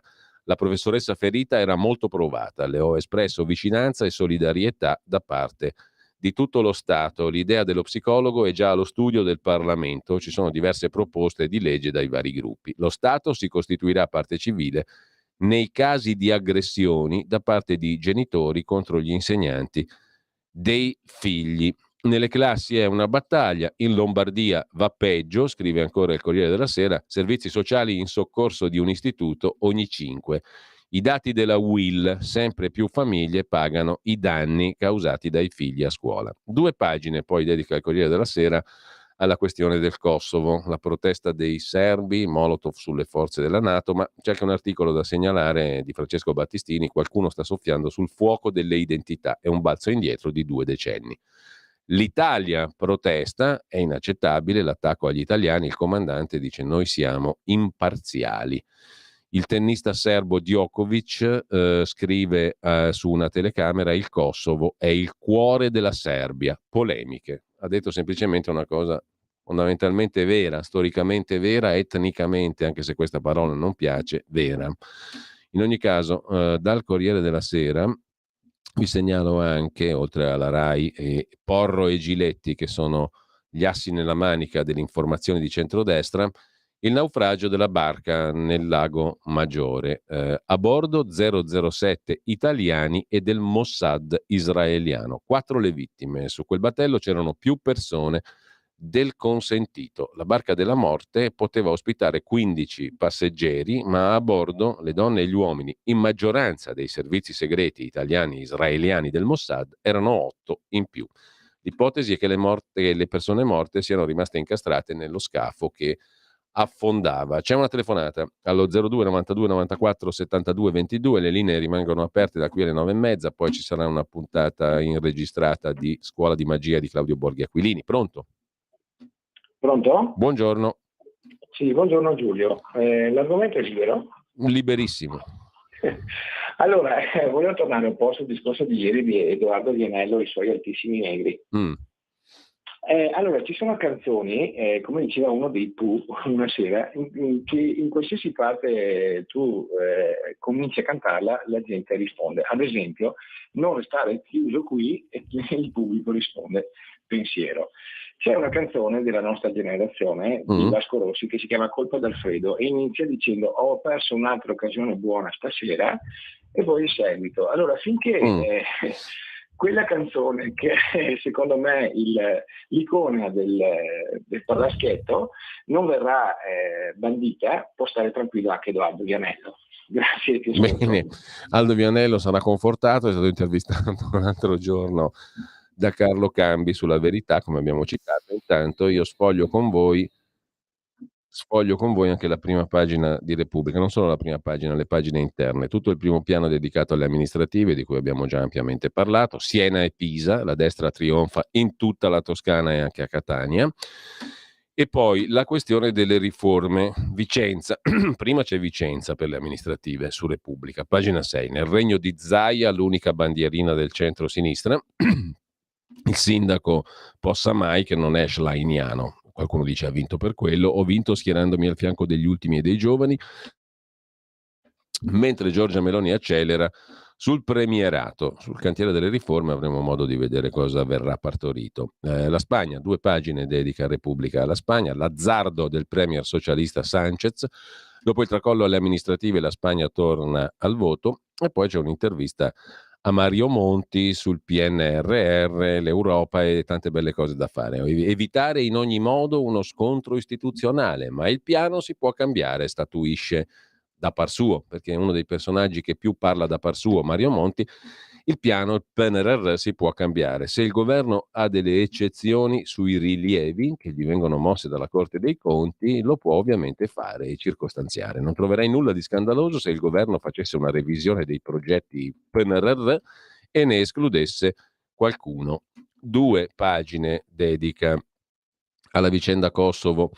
Anche Repubblica, naturalmente, erano 10 anni che le forze di peacekeeping non venivano colpite, 34 i militari feriti in tutto, sono 14 gli italiani, e poi c'è l'intervista sul tema all'analista Giorgio Fruscione, esperto di Balcani dell'ISPI, l'Istituto di Studi di Politica Internazionale. L'instabilità nei Balcani fa comodo a Putin e frena l'adesione all'Unione Europea. È la ortodossissima analisi. C'è poi l'articolo di Fabio Tonacci, la contesa tra le 2 etnie, da 24 anni sull'orlo di un nuovo conflitto. La Kosovo Force cerca di mantenere un minimo di ordine tra 2 comunità irriconciliabili. Beh, insomma, è sempre più chiaro che quella guerra del 99 fu una guerra sciagurata, assurda, e fu usato anche l'uranio impoverito di cui abbiamo tanto parlato in queste settimane in virtù anche della testimonianza del colonnello Calcagni. Mentre sempre da Repubblica, oltre alla vicenda della professoressa aggredita, in generale viene aggredito un insegnante a settimana nelle scuole italiane, serve lo psicologo, dice il ministro Valditara. E a Bologna, la Repubblica delle Idee, il confronto eccetera, mentre il confronto di idee moderato da il direttore di Repubblica Molinari, che tra le altre cose intervista il presidente dell'INPS, l'appena citato Tridico. Serve un welfare europeo con più tasse sui profitti globali, la butta sulle ampie vedute il presidente dell'INPS, mentre da segnalare ancora su Repubblica non c'è moltissimo altro, a dire il vero, per cui diamo uno sguardo anche alle pagine interne della Stampa. I giornali li sfogliamo così insieme. Sul Kosovo vi segnalo, l'abbiamo letto prima, il bell'articolo di Domenico Quirico a pagina 3, e poi un'intervista ad Antonio Tajani a pagina 5, ma si parla di amministrative, rivoluzione culturale in politica si vince al centro, il mea culpa del PD con il senatore lombardo del PD Alessandro Alfieri, il segnale non va sottovalutato, ora bisogna dialogare con i moderati, non con i 5 Stelle. E per quanto concerne invece la questione del PNRR, accordo lontano tra governo e regioni. C'è anche una questione interessante, fisco, ne parla sulla Stampa, pagina 13, il vice ministro dell'economia Maurizio Leo, che si sofferma sulla flat tax. Andiamo avanti, le rendite catastali non si toccano, la flat tax, tassa piatta, entro la legislatura. Subito l'IRPEF a 3 aliquote, daremo la caccia alle case abusive, ma non serve rivedere i valori ed è falso che siano bassi. La riforma del fisco si tratta di un progetto di cui il Paese ha bisogno per superare un sistema obsoleto il cui impianto risale a oltre mezzo secolo fa. Banca d'Italia, Europa, Fondo Monetario Internazionale hanno mosso rilievi sulla flat tax, ma non sul riassetto complessivo del sistema, e l'equità sarà garantita. Il cantiere fiscale è uno di quelli da seguire con molto interesse. Sulla questione della RAI abbiamo già detto fin troppo, alla disperata ricerca dei volti perduti, scrive La Stampa, una rivoluzione che stenta a partire. Massimo Gramellini ha il contratto che scade a giugno, potrebbe non essere rinnovato. Corrado Augias è pessimista, il nuovo che è avanzato. La situazione è così tossica che per ora non dico una parola. Roberta Capua è impredicato per un programma del pomeriggio, forse su Rai 1. Adesso ditemi chi si appassiona ancora a queste cose qua. Qualche malato esiste ancora, ma insomma, credo, forse, speriamo, poca roba. E sempre dalla Stampa, sfogliandola insieme, ci sono 2 pagine e un'intervista alla giallista spagnola Alicia Jiménez Bartles, per essere precisi, ma io non mi rassegno. È nata a Barcellona, quindi non si pronuncia alla castigliana, ma insomma quello che è, la scrittrice Bartlett, nata a Barcellona, valenziana, vive nella comunità valenziana. Nel suo ultimo romanzo ha raccontato gli scandali della corruzione a Valencia, niente po' di meno. Non mi rassegno all'idea che comandi una destra folcloristica. Pedro Sánchez ama il rischio, è arrogante ma ha governato bene. Se la sinistra si unisce c'è ancora speranza di non vedere Vox e il Partito Popolare al governo, alla Moncloa. C'è un lungo pezzo, un assai lungo pezzo della scrittrice turca Esce Temel Kuran sul voto in Turchia, corruzione, brogli, violenza, la vittoria dello Stato partito, il risultato figlio di un tracollo morale che ha fatto a pezzi la società. Mentre in pagina economica La Stampa ci dà notizia delle esportazioni che si fermano, nuovi segnali di rallentamento dall'industria italiana. Le esportazioni cedono il 2,1% in un mese e oltre il 5% rispetto all'anno scorso. Male la meccanica, investimenti giù e esplode la cassa integrazione, scrive La Stampa. Michel Houellebecq nelle pagine di cultura, lo scrittore francese nel nuovo libro ritratta le sue posizioni sull'Islam. Confesso che ho sbagliato, il vero problema è la delinquenza, dice adesso Welbeck. No comment. E con ciò lasciamo anche La Stampa di Torino, con un'intervista peraltro nelle pagine piemontesi ad Alberto Cirio, presidente della regione Piemonte. Abbiamo ereditato un problema, la sanità, con noi smaltito l'80% delle prestazioni sanitarie. La sinistra e il PD hanno governato la sanità per 10 anni. Adesso manifestano. Sanità pubblica in via di estinzione è il titolo di una lettera di un lettore piemontese settantenne, titolare di esenzione ticket C03 per aver contratto un'epatite C in seguito a trasfusione di emoderivati infetti all'ospedale Molinette di Torino.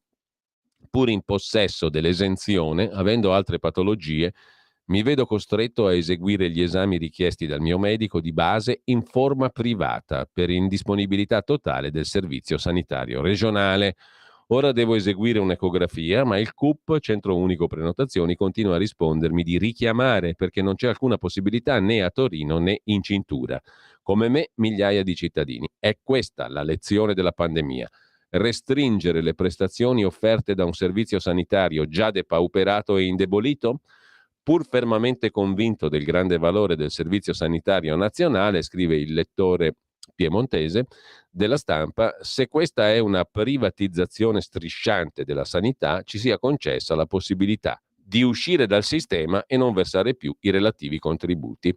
Cioè teniamoci in tasca i contributi e ce li gestiamo come vogliamo noi la nostra assicurazione sanitaria, se questo è lo stato dell'arte. In non pochi casi verrebbe veramente da pensarla così.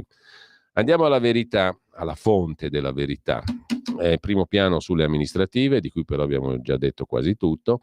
Primo piano anche sulla Turchia. Erdogan, scrive Claudio Antonelli, si prende Turchia, NATO e Germania. La riconferma dell'uomo forte di Istanbul apre nuovi scenari. Il suo peso, il peso di Erdogan nell'Alleanza Atlantica, è destinato ancora a crescere. Quasi tutti gli immigrati in Europa lo sostengono. I tedeschi, ma anche gli italiani, ne tengano conto e cerchino il dialogo, suggerisce il vice direttore della Verità. Gli espatriati hanno votato per lui. In Belgio al 70% e oltre, così come in Austria e in Olanda. A ottobre, intanto in Kosovo, il contingente KFOR sarà guidato proprio da soldati turchi e da Macron a Putin. Ora si scoprono tutti amici per la pelle del sultano turco. Per quanto ancora ci offre la Verità, andiamo a pagina 6, dove c'è l'articolo di Fabio Dragoni, l'abbiamo citato velocemente dalla prima pagina, sulla questione del clima. Gli studi sul clima gonfiano le cifre. Gli scienziati catastrofisti in realtà sono pochi. Un rapporto del 2021, molto citato sui social, dice che per il 99% dei ricercatori è l'uomo che causa il riscaldamento globale, ma la cifra vera è il 31%. A cui poi vengono aggiunti studiosi che non prendono posizione. È una truffa comunicativa, mediatica. E ancora in primo piano sulla Verità il pezzo di Martino Cervo sull'emergenza climatica costruita, a complemento del pezzo di Fabio Dragoni. Evocano l'apocalisse e poi scoprono l'ansia. Anni di martellamento sulle colpe del cambiamento climatico e ora libri, psichiatri e Istat rilevano che nei giovani c'è una patologia creata dalle paure sull'ambiente. Lo scopo? Imporre scelte radicali. Il 6 giugno via al trilogo europeo sulle case green. Speriamo che non proceda quel capitolo lì, se no bisogna mettere mano alle case investendoci molti soldi. E sulla questione invece dell'energia c'è un'intervista, pagina 9 della Verità di oggi, a Uberto Crescenti, il quale è professore di geologia e già rettore dell'Università di Chieti Pescara, che è presidente della sezione italiana di Clintel. Clintel Italia è la sezione appunto italiana della fondazione Clintel, un pensatoio internazionale che vuole diffondere corretta informazione sulle politiche climatico-energetiche. Cavallo di battaglia di Clintel, la dichiarazione mondiale sul clima. Non c'è alcuna emergenza climatica, sottoscritta da oltre 1500 tra scienziati, climatologi, geologi, geofisici, chimici. Nucleare, carbone, idroelettrico contro l'inflazione e le fantasie green, dice il professor Crescenti, che illustra il progetto di legge elaborato da Clintel Italia. rispetto del sistema elettrico e riforma del mercato elettrico, si intitola questo progetto di legge. Il piano di transizione energetica impossibile che possa incidere sul clima. Famiglie e imprese sono state abbandonate durante il caro bollette, dice il professor Crescenti. L'intervista a pagina 9 della Verità di oggi. Vi segnalo poi, sempre sulla Verità di stamani, la vicenda di un giudice arrestato perché prese diamanti e Rolex. Si chiama Pietro Errede. Lavora al Tribunale fallimentare di Lecce, dove avrebbe fatto bello e cattivo tempo. Procedimenti ammorbiditi in cambio di regali di lusso o incarichi a esponenti della sua cerchia, fra i quali il convivente. Intercettato minacciava: se devo usare il potere, lo uso. Pietro Errede fu anche pubblico ministero nel caso del sequestro e dell'uccisione del piccolo Tommaso Onofri. Le intercettazioni spinose lo hanno portato in carcere. E intanto la sinistra si impicca alla telecamera che difende l'ambasciata iraniana, denuncia Giorgio Gandola. La Democratica Quarta Pelle ha osservato c'è un dispositivo per filmare i manifestanti su una forca, la telecamera installata all'ingresso dell'ambasciata iraniana, ma è lì su un palo dal 2011, da quando le elette del PD andavano in visita velate a Teheran, racconta Gandola sulla Verità. E dalla Verità noi passiamo a Libero. Vi segnalo peraltro sulla Verità il pezzo di Daniele Capezzone a pagina 17. È bastata una stretta al reddito di cittadinanza dei 5 Stelle per abbattere le richieste di sussidio. Le famiglie beneficiarie sono passate da 1.400.000 del 2021 a 956.000 di aprile, grazie alle nuove norme e ai controlli. Prossimo obiettivo: portare al lavoro regolare le migliaia di italiani che vivevano di sostegni, scrive Capezzone. Sulla vicenda Kosovo, l'analista internazionale di politica internazionale Stefano Piazza, pagina 19 della Verità, il caos innescato dalla protesta serba contro i sindaci albanesi. Non è proprio così semplice il discorso, avremo purtroppo modo di occuparcene a lungo. Vi faccio scorrere insieme a noi, mentre vi bevete il caffè e vi fumate la proibitissima e orripilante sigaretta, vi faccio scorrere anche Libero. Il primo piano è tutto dedicato alle elezioni comunali, il centrodestra a valanga, la Schlein che perde anche nell'unica vittoria del PD, perché a Vicenza ha vinto un anti-schleiniano. L'effetto ponte a Catania, il PD indietro di 35 punti, e poi il centro Italia che va a destra ad Ancona, ma anche nelle città toscane Pisa, Siena e Massa vince il centrodestra. Terni sceglie l'ex Parà fuori dai poli, Stefano Bandecchi, nuovo sindaco di Terni, recupera lo svantaggio e vince a sorpresa. E poi c'è un pezzo sulla strategia di Matteo Salvini, che disegna una Lega che governi in Europa. Il Consiglio federale della Lega ieri ha dato a Salvini mandato pieno per creare un gruppo in grado di allearsi con il resto del centrodestra e mettere così nell'angolo i socialisti in Europa. Mentre a pagina 8 Gualtieri perdona e premia il braccio destro violento. Il sindaco di Roma in una settimana ha affidato ben 2 poltrone al suo ex capo di gabinetto Albino Ruberti, che si era dimesso per le minacce ai colleghi del PD, quello famoso che gridava "in ginocchio ti sparo", quello un po' alticcio, un po' bevuto, che si incazzava da maledetto, gridando appunto quelle frasi terribili. Il caso scoppiò nell'agosto scorso, quando venne fuori un video risalente a giugno del 22, nel quale il capo di gabinetto del sindaco PD di Roma, Roberto Gualtieri, l'ex ministro, Albino Ruberti, giusto appunto, minacciava un altro esponente dei democratici, Francesco De Angelis, ex europarlamentare, consigliere regionale del Lazio, e suo fratello Vladimiro, assicuratore Unipol, devono chiedermi scusa in ginocchio o gli sparo. Il successivo 19 agosto Ruberti si dimise da capo di gabinetto di Gualtieri. Adesso Gualtieri lo ha perdonato e lo ha premiato. 2 poltrone gli sono state affidate invece di una, ne ha prese 2, si era dimesso per le minacce ai colleghi, adesso ha guadagnato 2 poltrone, diciamo così. Mentre anche il quotidiano Libero si occupa della richiesta dei pubblici ministeri di Brescia, la procura di Brescia sulla vicenda Covid chiede l'archiviazione di Conte e Speranza. C'è ancora qualcuno che dice qua speriamo che la procura indaghi, faccia, eccetera. Però sulla vicenda Covid credo che le parole definitive, bene o male, le abbiamo già dette. Inutile star lì a menarla, specie con vicende giudiziarie di dubbia efficacia.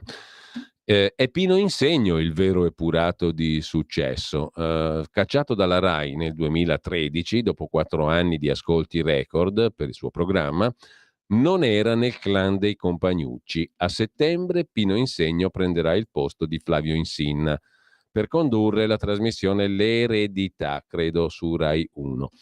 Mentre Di Vallanzasca, malato ma resta in cella, questo l'abbiamo detto prima, soffre di un decadimento cognitivo, ma gli vengono negate le cure all'esterno. La sua mente sta vacillando, insomma, povero Renato, povero fino a un certo punto, sono stato un assassino anche. Comunque, al di là di questo, deve rimanere in carcere Renato Vallanzasca, 73enne, ex protagonista della Mala milanese, ha già trascorso 50 anni da detenuto, mentre sulla vicenda milanese del pestaggio al trans Bruna, alla fine a pagare saranno solo i vigili, scrive Libero.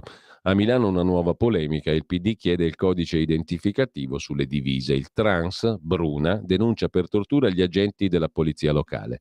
I Ghisa milanesi mi hanno preso a manganellate. Il blitz dopo che lui aveva importunato i bambini fuori da scuola. Spuntano nuovi testimoni in difesa dell'operato dei poliziotti che ora sono sotto shock. Mentre i giudici, a proposito di vicende giudiziarie, zittiscono i gufi del Mose di Venezia. La Corte dei Conti ha certificato la validità dell'opera, scrive Sandro Iacometti. Il Mose ha protetto Venezia dall'acqua alta, ma per Sinistra e Verdi era un disastro. Il sistema di dighe mobili è stato sempre osteggiato dal partito del no. Così su Libero. Per quanto concerne ancora Libero, diamo un'occhiata anche alle pagine di cultura. Anche qui c'è Welbeck che racconta se stesso, la verità su quel video porno che mi ha rovinato. Insomma, ha un po' rotto i coglioni Welbeck, diciamo la verità. Il meglio l'ha già dato a occhio e croce. Mentre sempre da Libero, per quanto concerne la cronaca milanese, le nuove 5 giornate per il glicine, da Fratelli d'Italia ai Verdi, tutti al raduno per la storica pianta. Oltre 200 persone, presente anche Giovanni Storti, quello di Aldo, Giovanni e Giacomo, si sono ritrovate in piazza Baiamonti. Soltanto il PD insiste, bisogna dare priorità al museo, bisogna difendere il glicine, tutta la città tifa per il glicine. Una storica pianta, più di 200 cittadini e rappresentanti di associazioni sono scesi in piazza contro il comune che vuole abbattere il glicine che a questo punto in piazzale Baiamonti è diventato un feticcio da difendere, diciamo così. Mentre per il centrodestra ballottaggi amari da Gorgonzola a Nova Milanese. In Lombardia è andato male il centrodestra. Con questo lasciamo i quotidiani di oggi, diamo un'occhiata molto rapida a alcune delle testate che di solito consultiamo per farci un'opinione un po' più a tutto tondo. Andiamo a vedere i nostri amici di Tempi cosa ci raccontano stamattina. In primo piano l'analisi del direttore Emanuele Boffi. Gli elettori hanno visto arrivare Elly Schlein e hanno votato centrodestra. Il terremoto in Spagna, Sanchez si dimette, poi perché Erdogan ha ancora un popolo dietro di sé e davanti un baratro, scrive Rodolfo Casadei. Il luogo comune mediatico vuole un leader indebolito in una Turchia spaccata in due. Sto luogo comune non sta in piedi. Lo dimostra il voto. La vera sfida per il sultano ora è l'economia. Per quanto concerne invece il sussidiario.net, vediamo velocemente i temi di primo piano di home page. I ballottaggi alle amministrative, sinistra KO, la Schlein rottama anche il campo largo e il governo ringrazia.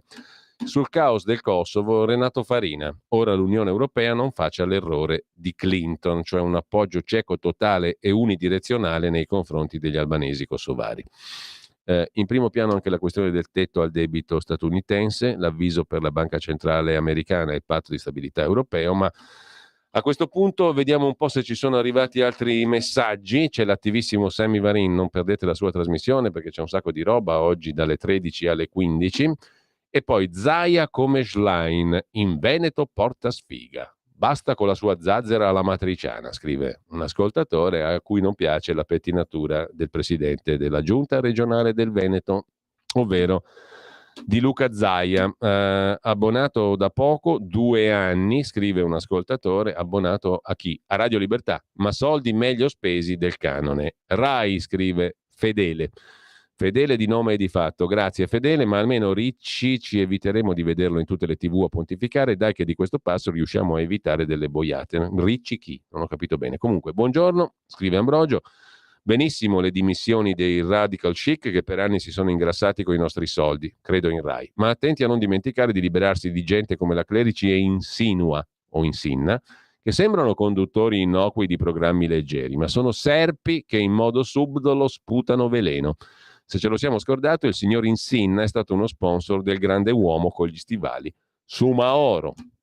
Francesco da Genova, al PD commissario per Emilia bisogna far vedere come fanno in Olanda, paese da sempre sotto il livello del mare, con dighe e chiuse difficilmente vanno sott'acqua. Meditate gente, meditate. Sono Luisa e spero che Carlo Cambi vada alla RAI, scrive appunto Luisa via WhatsApp al 346 6427 756. Anch'io, nonostante l'età, ho imparato tanto in questi 15 anni che seguo Radio Padania Libera, poi Radio Libertà. La RAI non va riformata ma abbattuta, come scrive Daniele Capezzone, sottoscrive un altro nostro ascoltatore. Anch'io credo che è ora che tu e altri di Radio Libertà pensiate di farvi vedere in RAI, scrive un altro ascoltatore che ci vuole molto male. Con ciò noi chiudiamo la rassegna stampa e la chiudiamo con il nostro meraviglioso jingle che incornicia tutta la questione dell'informazione e della politica in Italia. Giusto?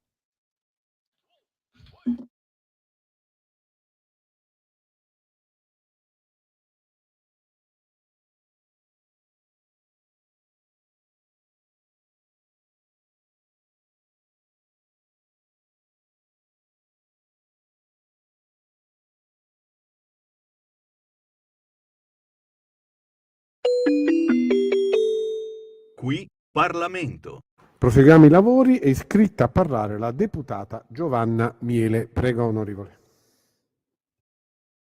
Mi sentite? Sì. Grazie Presidente, grazie ai colleghi e alle colleghe presenti. Sono lieta di essere qui a presentare una legge che era attesa da troppi anni.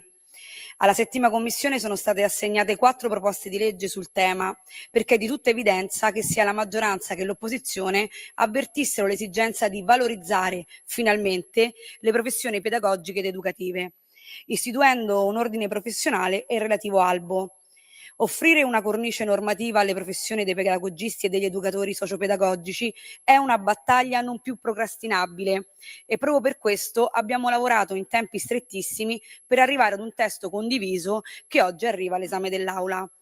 Le abbinate AC 596, 659, 952 e 991 intervengono in materia di ordinamento delle professioni pedagogiche ed educative con una duplice finalità.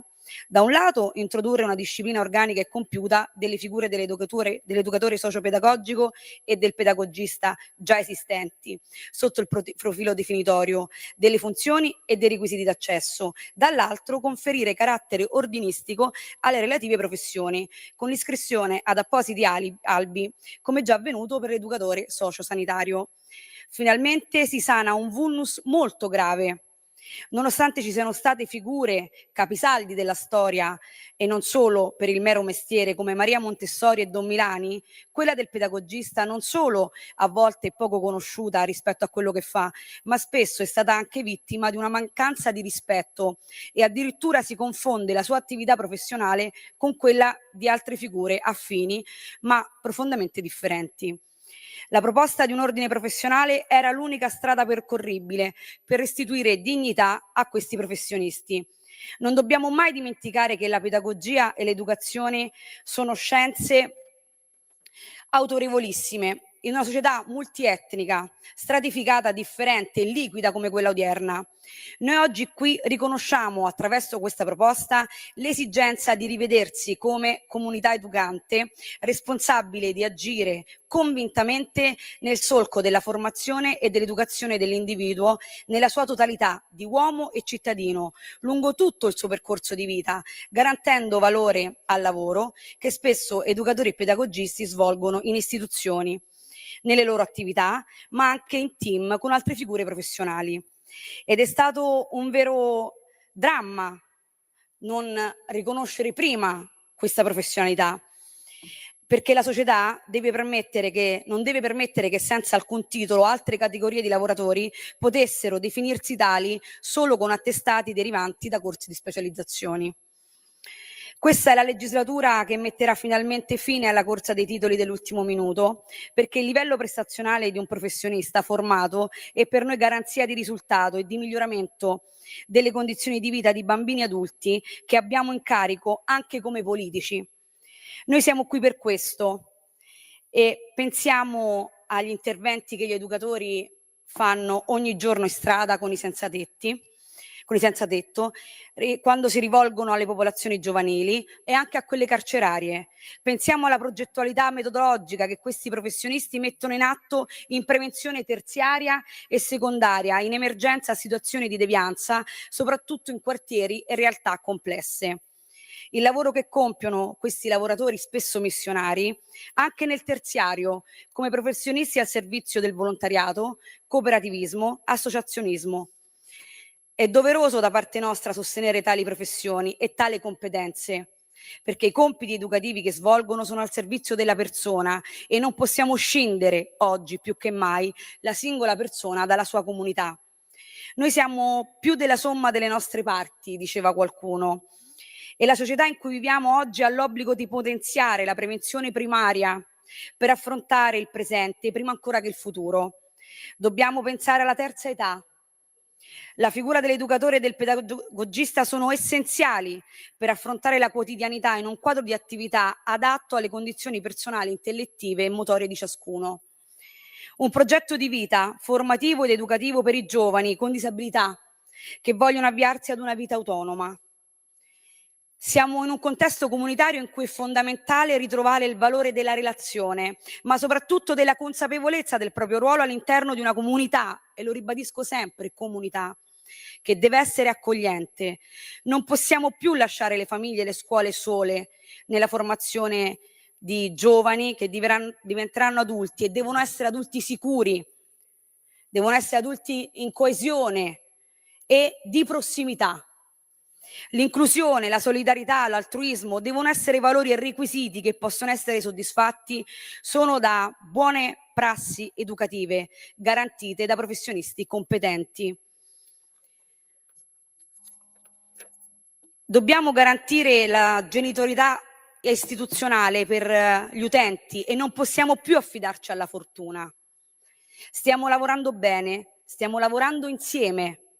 E questo è un esempio virtuoso su cui fare sempre riferimento per raggiungere obiettivi nuovi e importanti. Ma per raggiungere questi obiettivi noi dobbiamo dare innanzitutto dignità al lavoro, perché la dignità del lavoro passa anche attraverso la tutela del suo riconoscimento, perché il merito, la formazione, la conoscenza, le competenze acquisite devono trovare correlazione economica e giuridica in una cornice sicura.